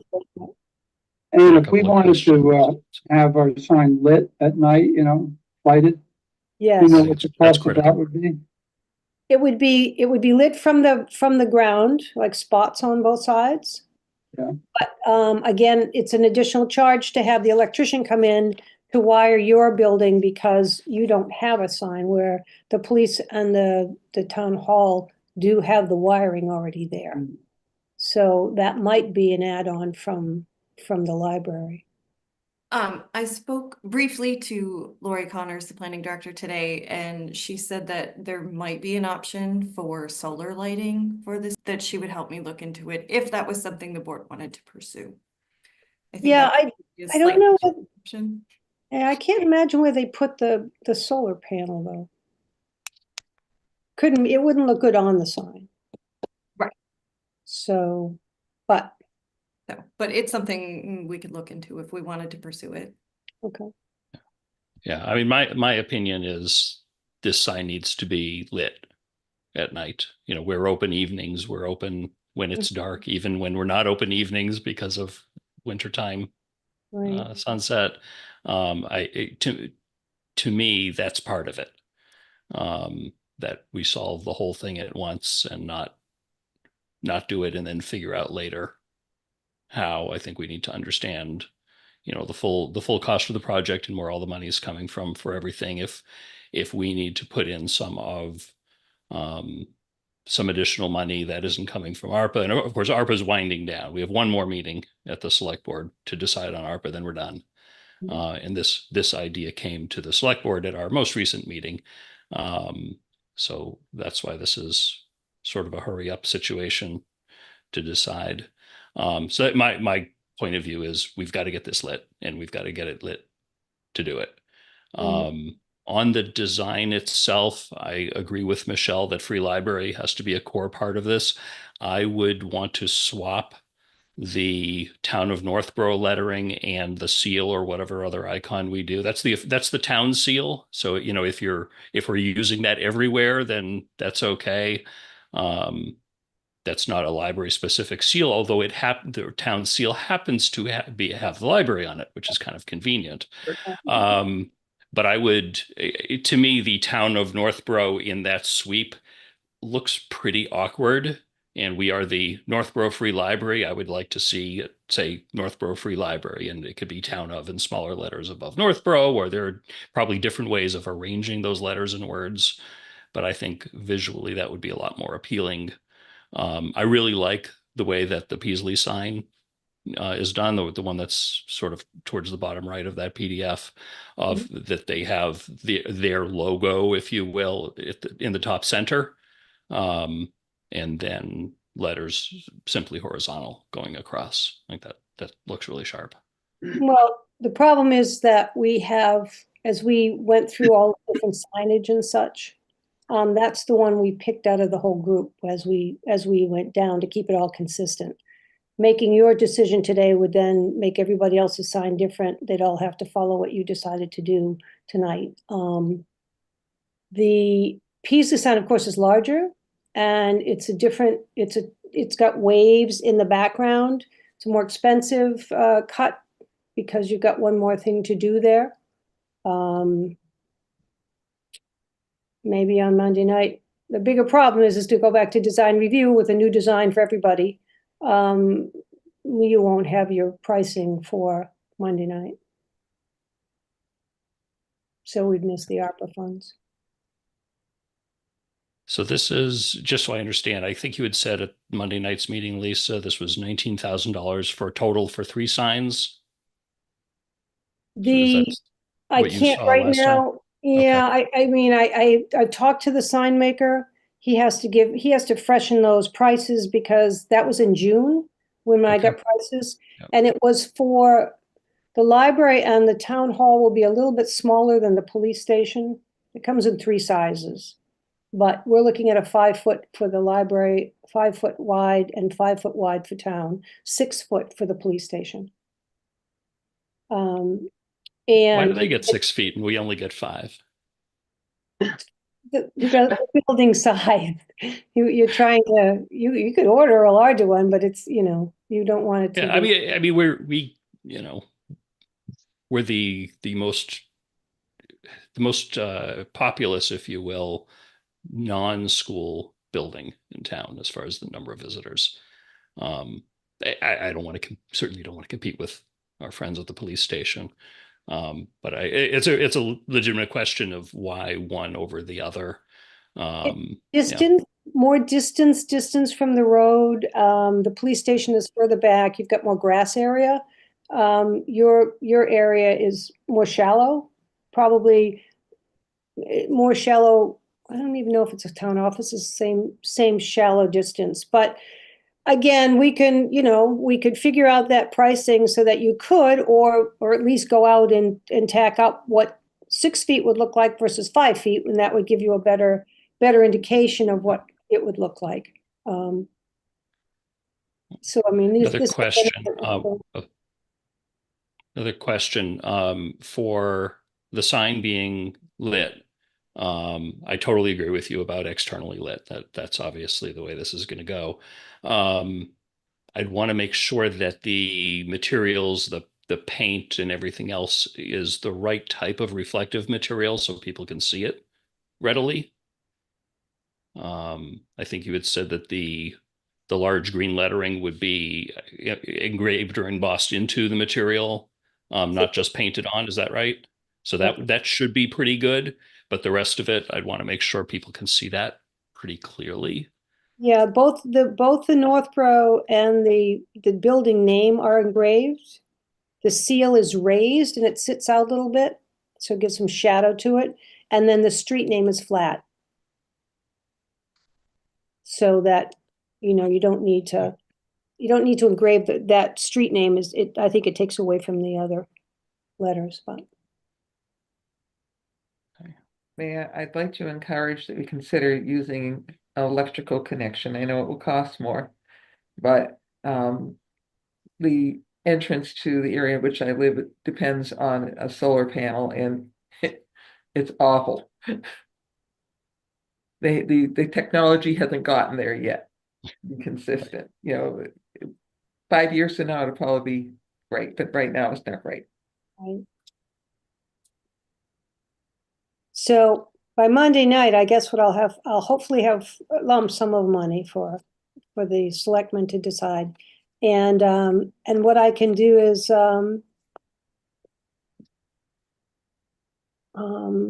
do you want me to send you a piece of art that has the free library and then the sign hanging down that says entrance at Patty Lane, or do you want it to say parking entrance on Patty Lane? What would you prefer?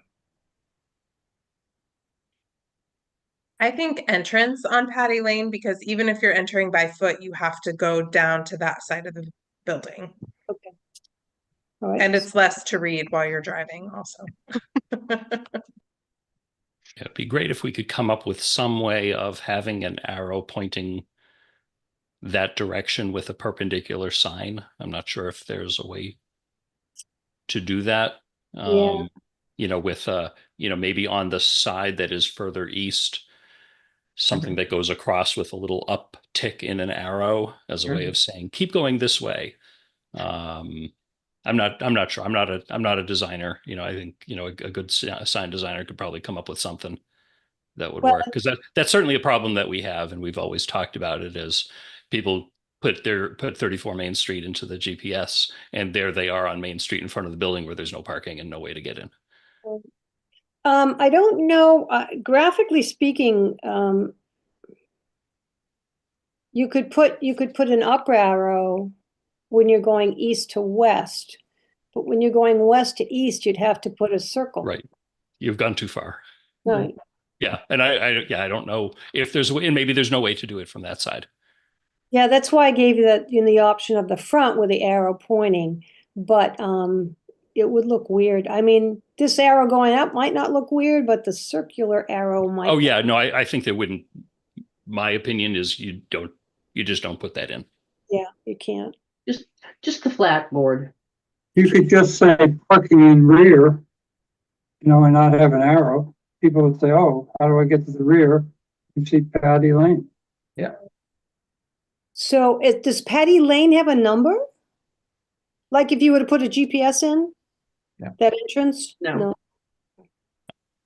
I have repeatedly tried to tell Apple Maps and Google Maps to direct people to Patty Lane when they put in this, not changing the address, but just you can sort of drag the point, and nobody ever makes that change. Yeah, I mean, I love the building, obviously, and the stained glass that you see, and it's nice to be able to give you some recognition, because people go by and they might be at C'est La Vie going, what's the name of what's next door? So even though they don't get to necessarily look out back or what have you, I think it's a nice idea. I mean, like I said, we've talked about it since June, about bringing signage that matches through the downtown area. And I think it's going to be a nice appearance where you see it.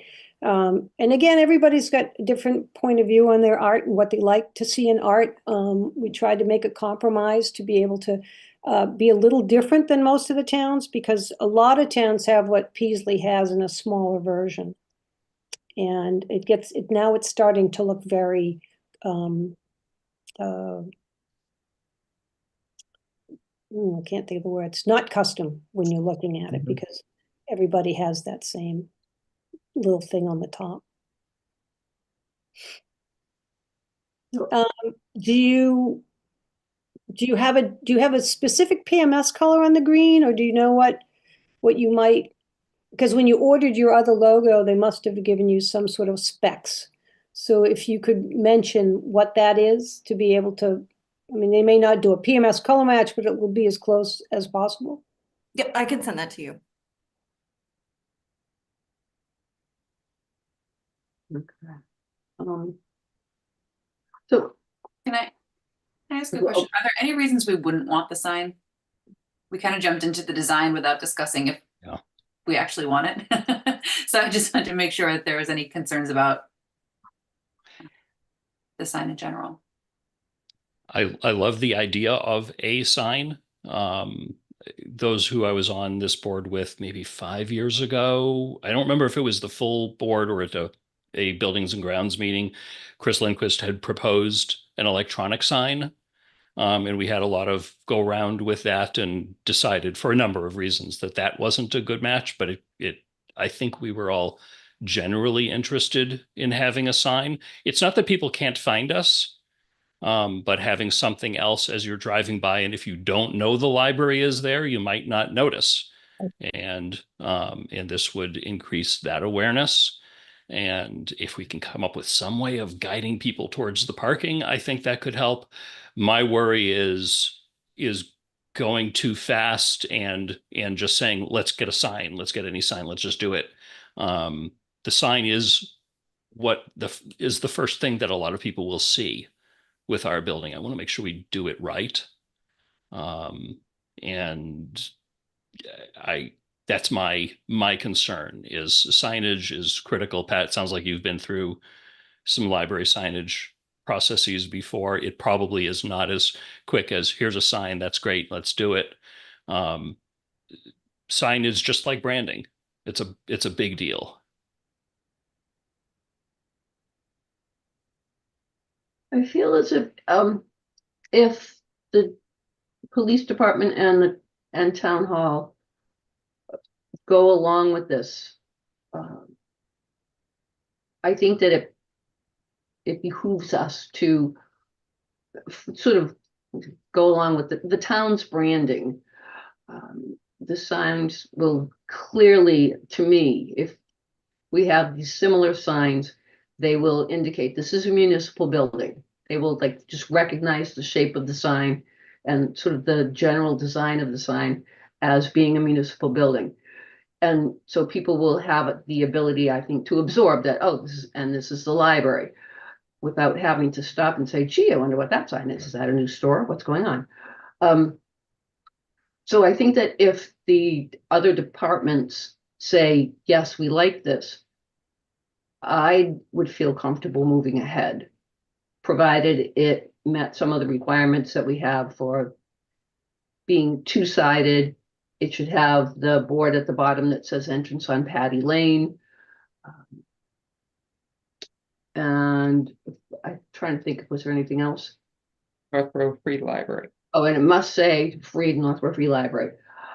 So if we can do that, and sort of have some agreement for us and the other departments go along with that. I think that, I mean, clearly a lot of work has gone into the design of this particular design for the town to begin with.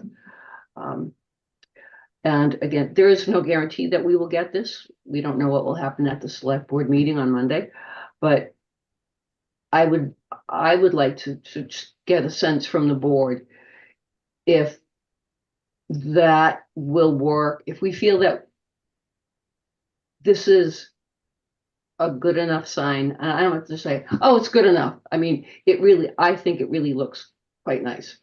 And it helps to brand us, helps to make us identifiable as a municipal building, that we can say, yes, let's go ahead with this. Send the letter to the select board with the request. And then, but like I said, we won't know until the other two departments say, yes, they agree. I do agree, Michelle, that Yeah, go ahead. if this is going to be town-wide, I think it is important for us to be on board, especially as we're talking today about how we're building relationships with other town communities.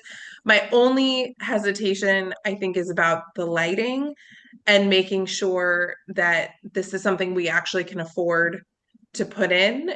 If we have some funding options, Jen, you'd probably have a better idea about that, because I do think that would be a problem for us if we didn't light that board. Yeah, I agree with you. Um, I think they all should be lit, so. Yeah, So the we're other two kind of has committing wiring to in that. place. Oh, sorry. Right. Oh, I was Yeah. gonna say, we're kind of committing to that project if we get this, and so we just need to be aware that that's the choice, which is fine. but I think the other thing is we don't have to rush into the lighting part of it at this point. We have time to deal with that. That would be because putting the sign in doesn't impact the lighting of it. It can be there and then the lighting can come later. It is possible that the wiring may be limited. I think we would need to decide, at least have an electrician look to see where we put the sign that wiring can get there. Right. Yeah, because once you decide where you want it to, when it's centered, do you want it to the right? Or the left? That's another thing that you can do. They'd probably put conduit in the ground leading up to it. And I'm not sure where the electrician definitely would have to come in and see. But unfortunately, on Monday, we try to bring as much as we can bring together to have it all ready. But right, and I guess my feeling is that if you say we have to deal with the lighting and make these decisions about that now, we can't do that because we don't know what's involved. We won't be able to get pricing on it. We won't be able to get what we need to say, okay, go ahead, move forward on this. And so I would hate for that to be something that holds us back. Because if we say, yes, if people aren't comfortable moving forward without dealing with the lighting, then we can't get that part done. So to me, that just stops us right where we are. And we have to say, hey, nice sign. Sorry, we can't deal with it. Yeah, obviously we won't have another board meeting before Monday night. But if Jen can get a rough price from an electrician or even from the DPW if they can estimate a price to do it. And if Jen can find the money, and at our next meeting, we can go ahead and appropriate that money for the lighting. So it all gets done at the right time, at the same time. Then moving this forward makes sense to me. I do not think we should put it in and say, we'll figure out the lighting later. We need to know that we have that sorted out before we commit to it, in my opinion. And the signage won't go in until the spring. They're not gonna, we won't try to get it in now. It's, the ground's already getting solid. And Yeah. What we don't know is lighting $1,000 or is it $25,000? And what are the options with that? We just don't know. But Mitch, isn't the money lost after Monday's meeting if we don't say yes? I'm sorry, repeat again? I didn't understand the question. What is it, ARPA funds? Aren't they lost after Monday's meeting? Yes. So the opportunity, we have to have funds committed, which means contracts signed by the end of December this month. And anything left over goes back to the federal government. So Monday night, we are going to be appropriating every last penny, no matter what. So we'll do that. We want to receive part of that. I mean, we want to pass that up. Yeah. Well, I mean, the library has received some ARPA money for other projects, but I don't want to just choose this because we have to make a quick decision. I want us to have a really good sign and have it properly lit. And I'm a little concerned about having it thought out. Lisa, I assume you're going to be getting multiple quotes from different vendors as you have to do. And, is there opportunity within that to go back and revisit the design once you've executed a contract? I don't know. Those are, maybe questions for Monday. But those are some of the things I'm thinking about. I have one more design question. You said that the sign would be 3 feet high. Is that 3 feet to the top of the granite, or is that 3 feet to the bottom of the sign? 3 feet to the bottom of the sign. Okay. So you have the height. And we're talking about with the library, and you could also add another, because the sign that says entrance on Patty Lane would be a hook and eye, so that can come on and off, not be a a piece that's painted to it.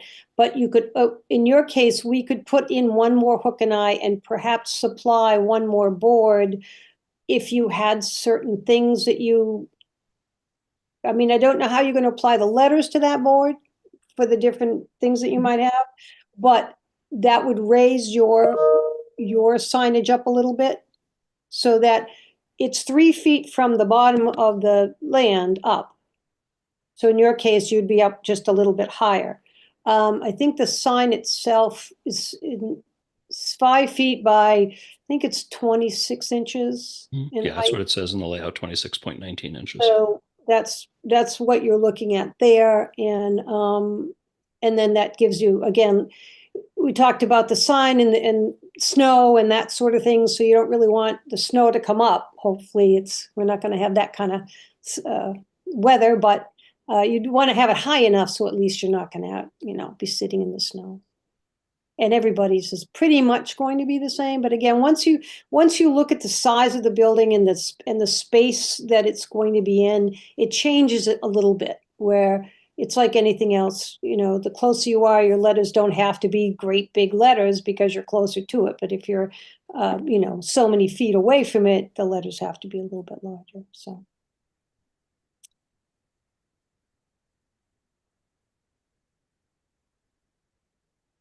Is this something that requires a vote? Or do we just simply submit the letter to the select board? Could we do like a consensus? I think just contingent upon the design changes as we've discussed, and the inclusion of exterior lighting. Well, you're not doing design changes, you're just telling me which one of those design elements. I think we have talked about some changes, having Northborough immediately above. My opinion is if you have Town of Northborough and then separate Free Library, that doesn't look quite right. Northborough Free Library is our name. I think, Mitch, the point is that the design is town-wide, and so we can't independently change that design, That's right. if I'm understanding correctly. Yeah. Yes. I mean, Yeah. this design hasn't been vetted outside of the design review committee yet. I think it honestly could use some feedback.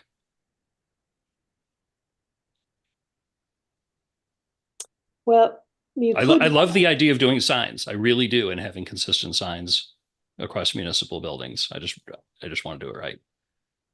well, I you have a could- question that might derail this whole thing, so I'm just going to blow up the meeting, I guess. If we, as a board, make the decision to move forward, go to the Board of Selectmen meeting, ask for the ARPA funds, and then who knows what's going to happen tomorrow, in 2 months, we're like, you know what? Forget it. It's a disaster. We don't want it.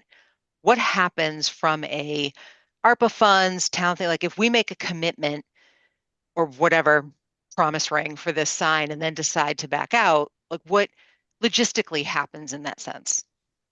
Once the money is appropriated, it would be a single. My vision is an expectation. Lisa, tell me if you disagree. There would be one appropriation for municipal signs.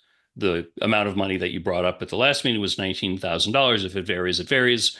There would, if we decided that we did not want that sign, we could say so. I mean, I would argue it's our building to decide what's in front of it.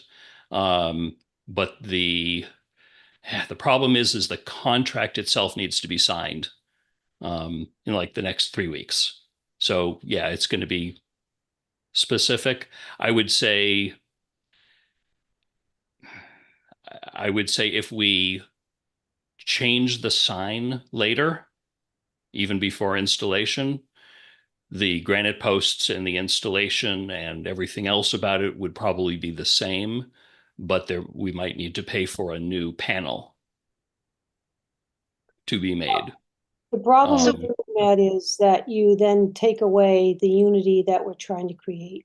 So that would be a moot point. mhm. So another wrinkle, what if same situation and we're just like, no sign? Does that mean that like, so is the ARPA approval, and I know I'm getting way off topic, specifically for 3 signs, or is it just for signs? Does this mean if we go forward and then back out, our friends at the town hall and the police department can now have 8-foot signs because they have more money? I mean, I'm just trying to explore all the As options long, here. yeah, it's a good question. As long as that is known before December 31st, when a contract needs to be signed with a vendor. Is And there that's a challenging question because we don't have another meeting this month. Yeah, and it's a challenging question because for me personally, I have more questions than I have answers in this space that, I am whatever. Someone else can talk.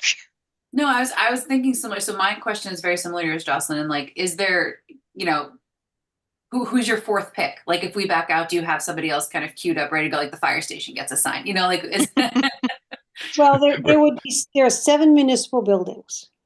The 3 that we picked were buildings that are pretty much going to stay where they are. So, that's why we put you in the mix, because it's a beautiful building. It's a good location. It helps to bring these three areas together.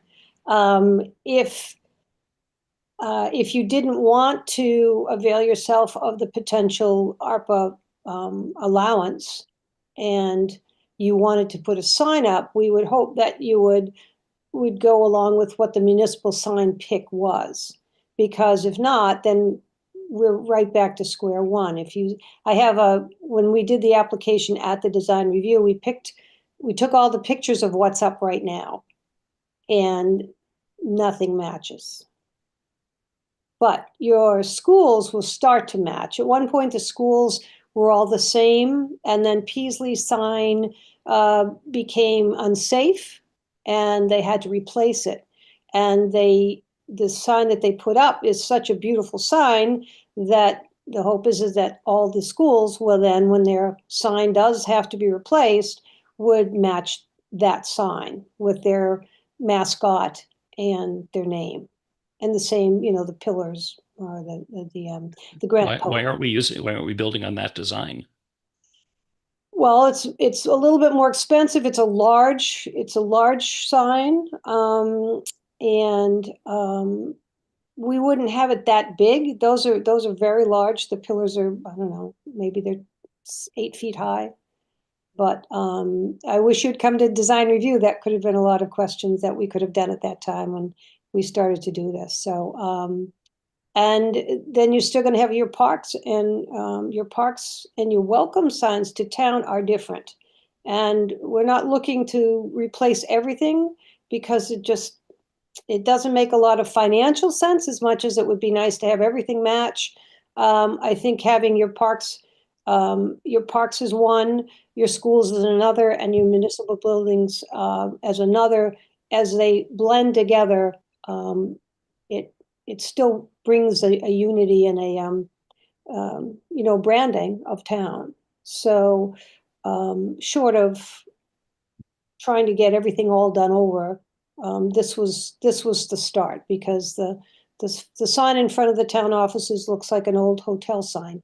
And I do believe that they did take it from someplace when they got the frame there. So before my time, but I know that wasn't necessarily the sign there. The police station sign doesn't match. As you go down, like I said, in order to help with this downtown revitalization and branding of what we'd like the feeling of the town to look like, this was what the design was after we went through several different pieces. So, Lisa, can I ask, is the individual cost of a sign somewhere between $6,000 and $7,000? I'm just ballparking based on. I think it is. Okay. It was at that time, in Okay. June. So things may have come up, things may have gone down, but it's basically that's what I was working at. When I talked to the sign maker today, of course, he's not going to be back in until the weekend, to which I said, I need prices before Monday to be able to know what it is that, we're talking about. Mm-hmm. So, Michelle? So hypothetically speaking, if we didn't do this, it would be up to us if we wanted to put in a sign later down the road. I believe so. Okay. Yeah, we would have to find the money, whether it be in our regular operating budget or town meeting appropriation or friends contribution or anything else. Okay. As with all things. Well, if I'm not mistaken, all we are required to do tonight is to agree to the fact that we would like to go ahead and explore having a new sign that would coordinate with the other town offices. Correct. That's pretty much what we need to do today. Yeah. Okay. Is there any reason why we couldn't agree to that? Do we have consensus that we can agree that we would like the sign? And we will get a letter to the select board by Monday indicating what we want, what the specifics are. Sort of as we discussed. Yeah. Jocelyn, what other, you haven't asked enough questions. What are your other questions? I've asked enough questions. Yes.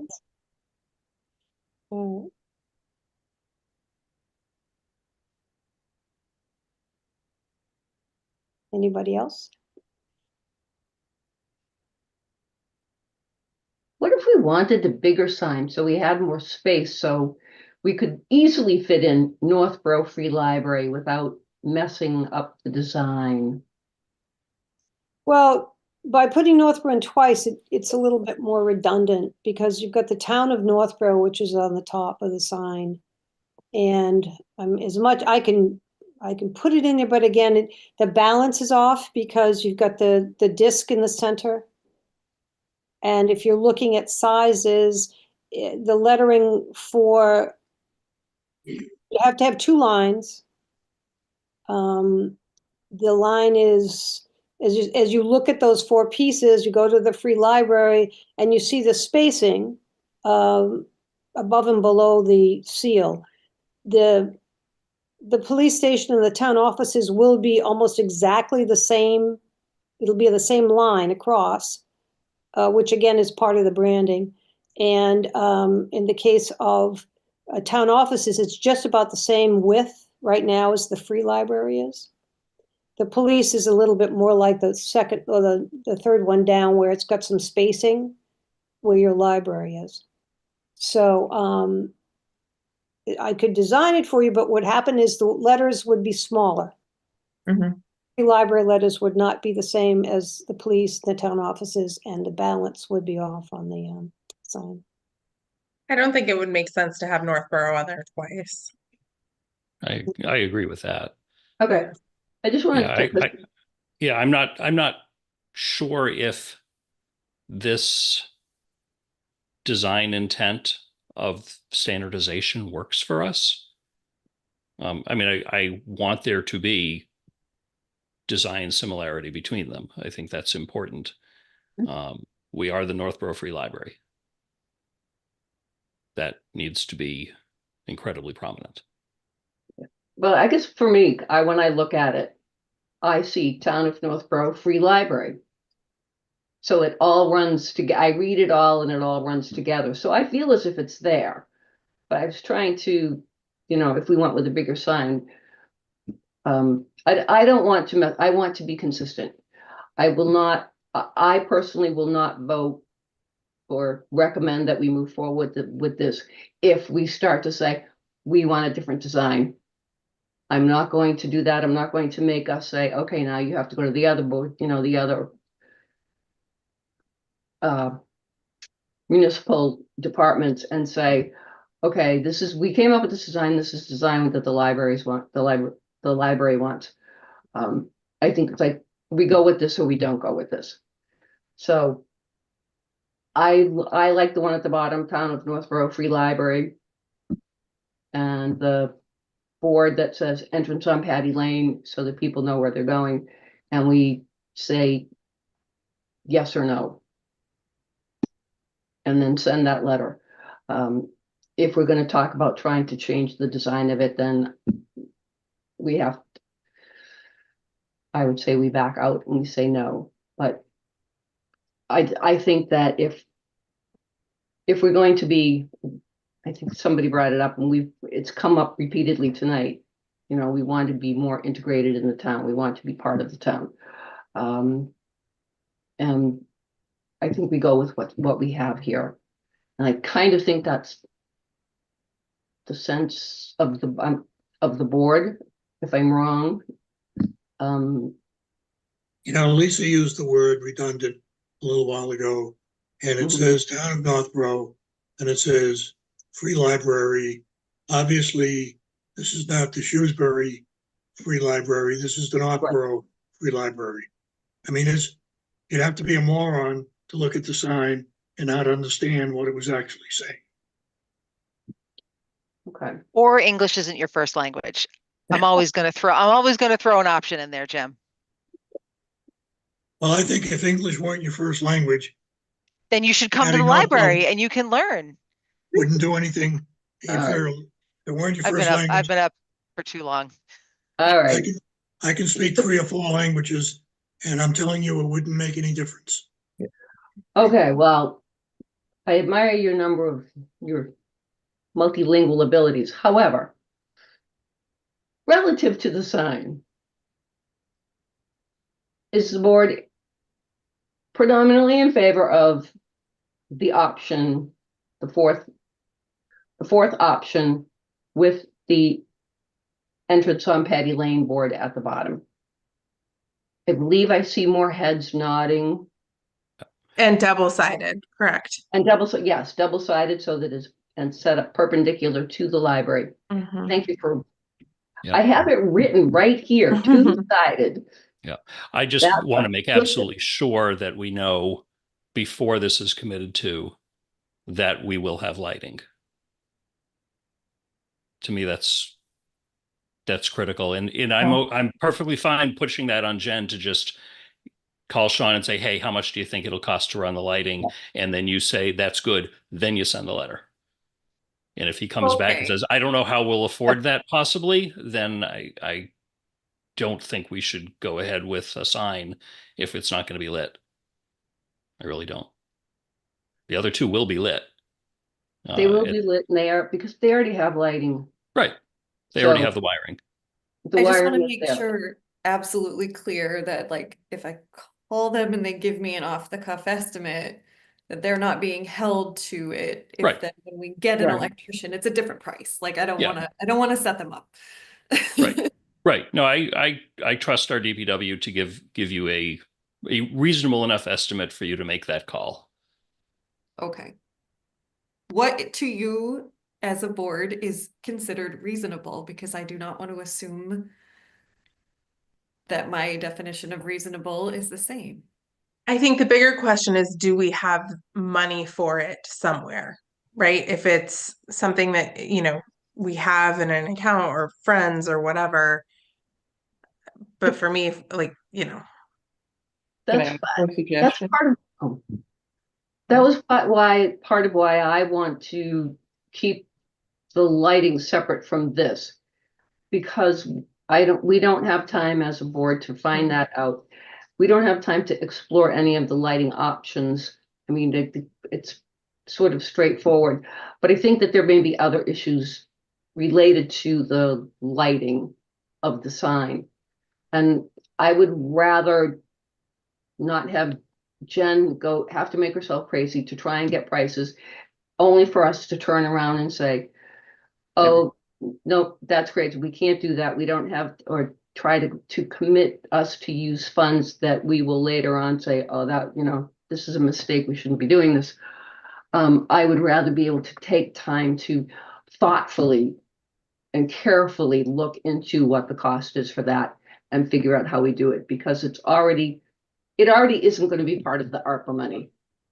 So that shouldn't be part of the Well, decision. it could be Moving forward with the sign. Yeah. It is feasible for it to be. If there was a price, if we knew what the price was, that could be in the request that Lisa makes to the select board. May I offer a suggestion? Because I have no idea how much electrical connections to signs would be. But if the electrical portion costs more than the sign itself, then it may be. I actually had the same thought, Pat. Yeah. That's my fear. And that's what I And it could. Yeah, but I think that there may be other options that we can look into. most certainly. And I would rather approach that later. But We have demonstrated over the years that we have the ability to reach out to our fellow citizens with fundraising, and they have responded remarkably well over the years.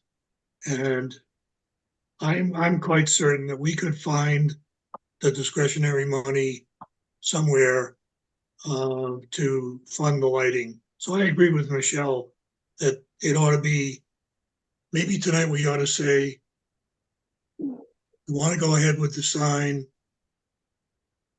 We also want to go ahead with the lighting, but they're basically two separate projects. Yeah.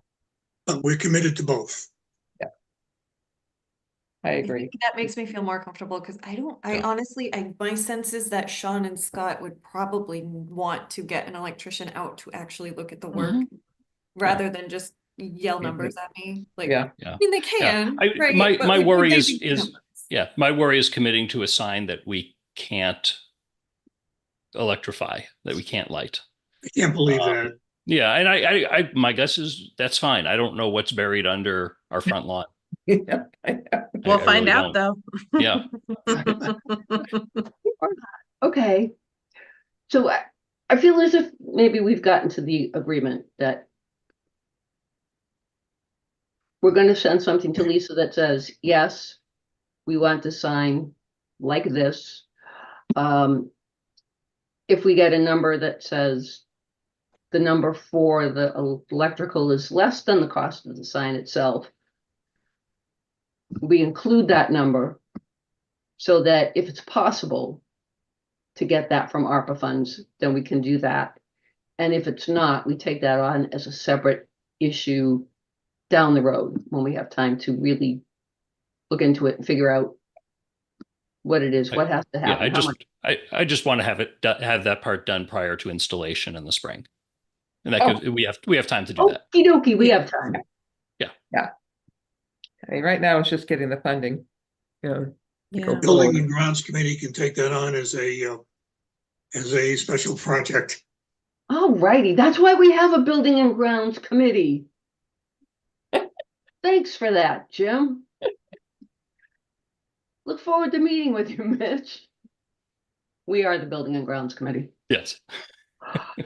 Okay. So I think we've gotten there. So we can say that we're gonna get the Go ahead. information, get that off to Lisa. And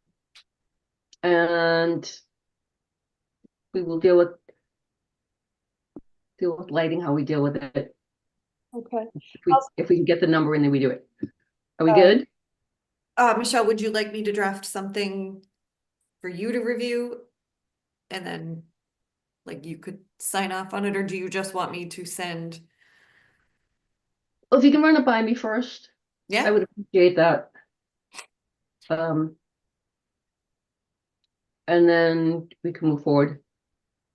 perfect. But I think that's it. Lisa, do you feel comfortable with what we said? Yes, yes. If you'd like, I can create the little free library mock-up. So you can add it with what you want. I'll put the entrance on Patty Lane. And Okay. then you can just, mark up the color. You don't have to worry about the real specifics like the PMS right now. It's just really the idea of you're going to be one of the three that these signs are going to be starting. And hopefully everybody will come to town. And I said, oh, what a great place. I want to live there. All right. Cool. Thank you very much. Appreciate it, and all the thoughtful questions and considerations. Thanks, Lisa. thank you, Lisa. Thank you, Lisa, and thank you again for working through the weekend to put all this together for us. All right, you have nice holidays, but I don't talk to you You before. too. Same to you. Thank you. I will talk to you before the holidays, Lisa. Yes, you will. See you Monday. Bye, Lisa. Bye now. All right. Having concluded that bit of business, the next meeting will be on January 14th, 2025 at 7 p.m. and it will be remote. I think I said all the right words. Is there any other business that may come before the board at this time? Very quickly, we have a Grinch lookalike contest on December 24th. I will send more information if you'd like, but come be a Grinch. I was And gonna thank say, you who are so you looking much. at when you say that? Who are you already thinking of? Right at Jocelyn. I know my role. And just Okay. thank you again, honestly, I took copious notes and I have a million different ideas and a million different conversations that I want to have with people. So thank you for your input tonight. You're welcome. Thank you. Thank you all. I know this is really quite out of the ordinary and I've kept you up past your bedtime. I'm certainly up past my bedtime. So I appreciate the fact that you were willing to just get it done. So all that being said, do I have a I motion? move we adjourn. Second. Aye. Jocelyn, That was me moving. I moved, Jocelyn Jim. moved, Jocelyn, and I Mitch seconded. Mitch, seconded. All right, quick roll call. All those in favor? Brittany, Brittany Burns, aye. Mitch, Mitch Cohen, aye. Pat, Pat Fonce, aye. Jim, Jim Hogan, aye. Jocelyn, Jocelyn McCallany, aye. Beth, Beth Thomas, you betcha, aye. Richard Tucker. You have to say yes, Richard. Come on. Are you Hello. sure? Is he frozen? Oh, I think he's frozen. Oh, no. No, Richard. Richard Tucker, aye. Oh. Thank you. He's just making us wait. Misha Thank you. Oihel also says aye. The meeting is adjourned at 9:27 p.m. Good night, Pat. I mean, good night. Night. Good night, Good night, Kate. Kate.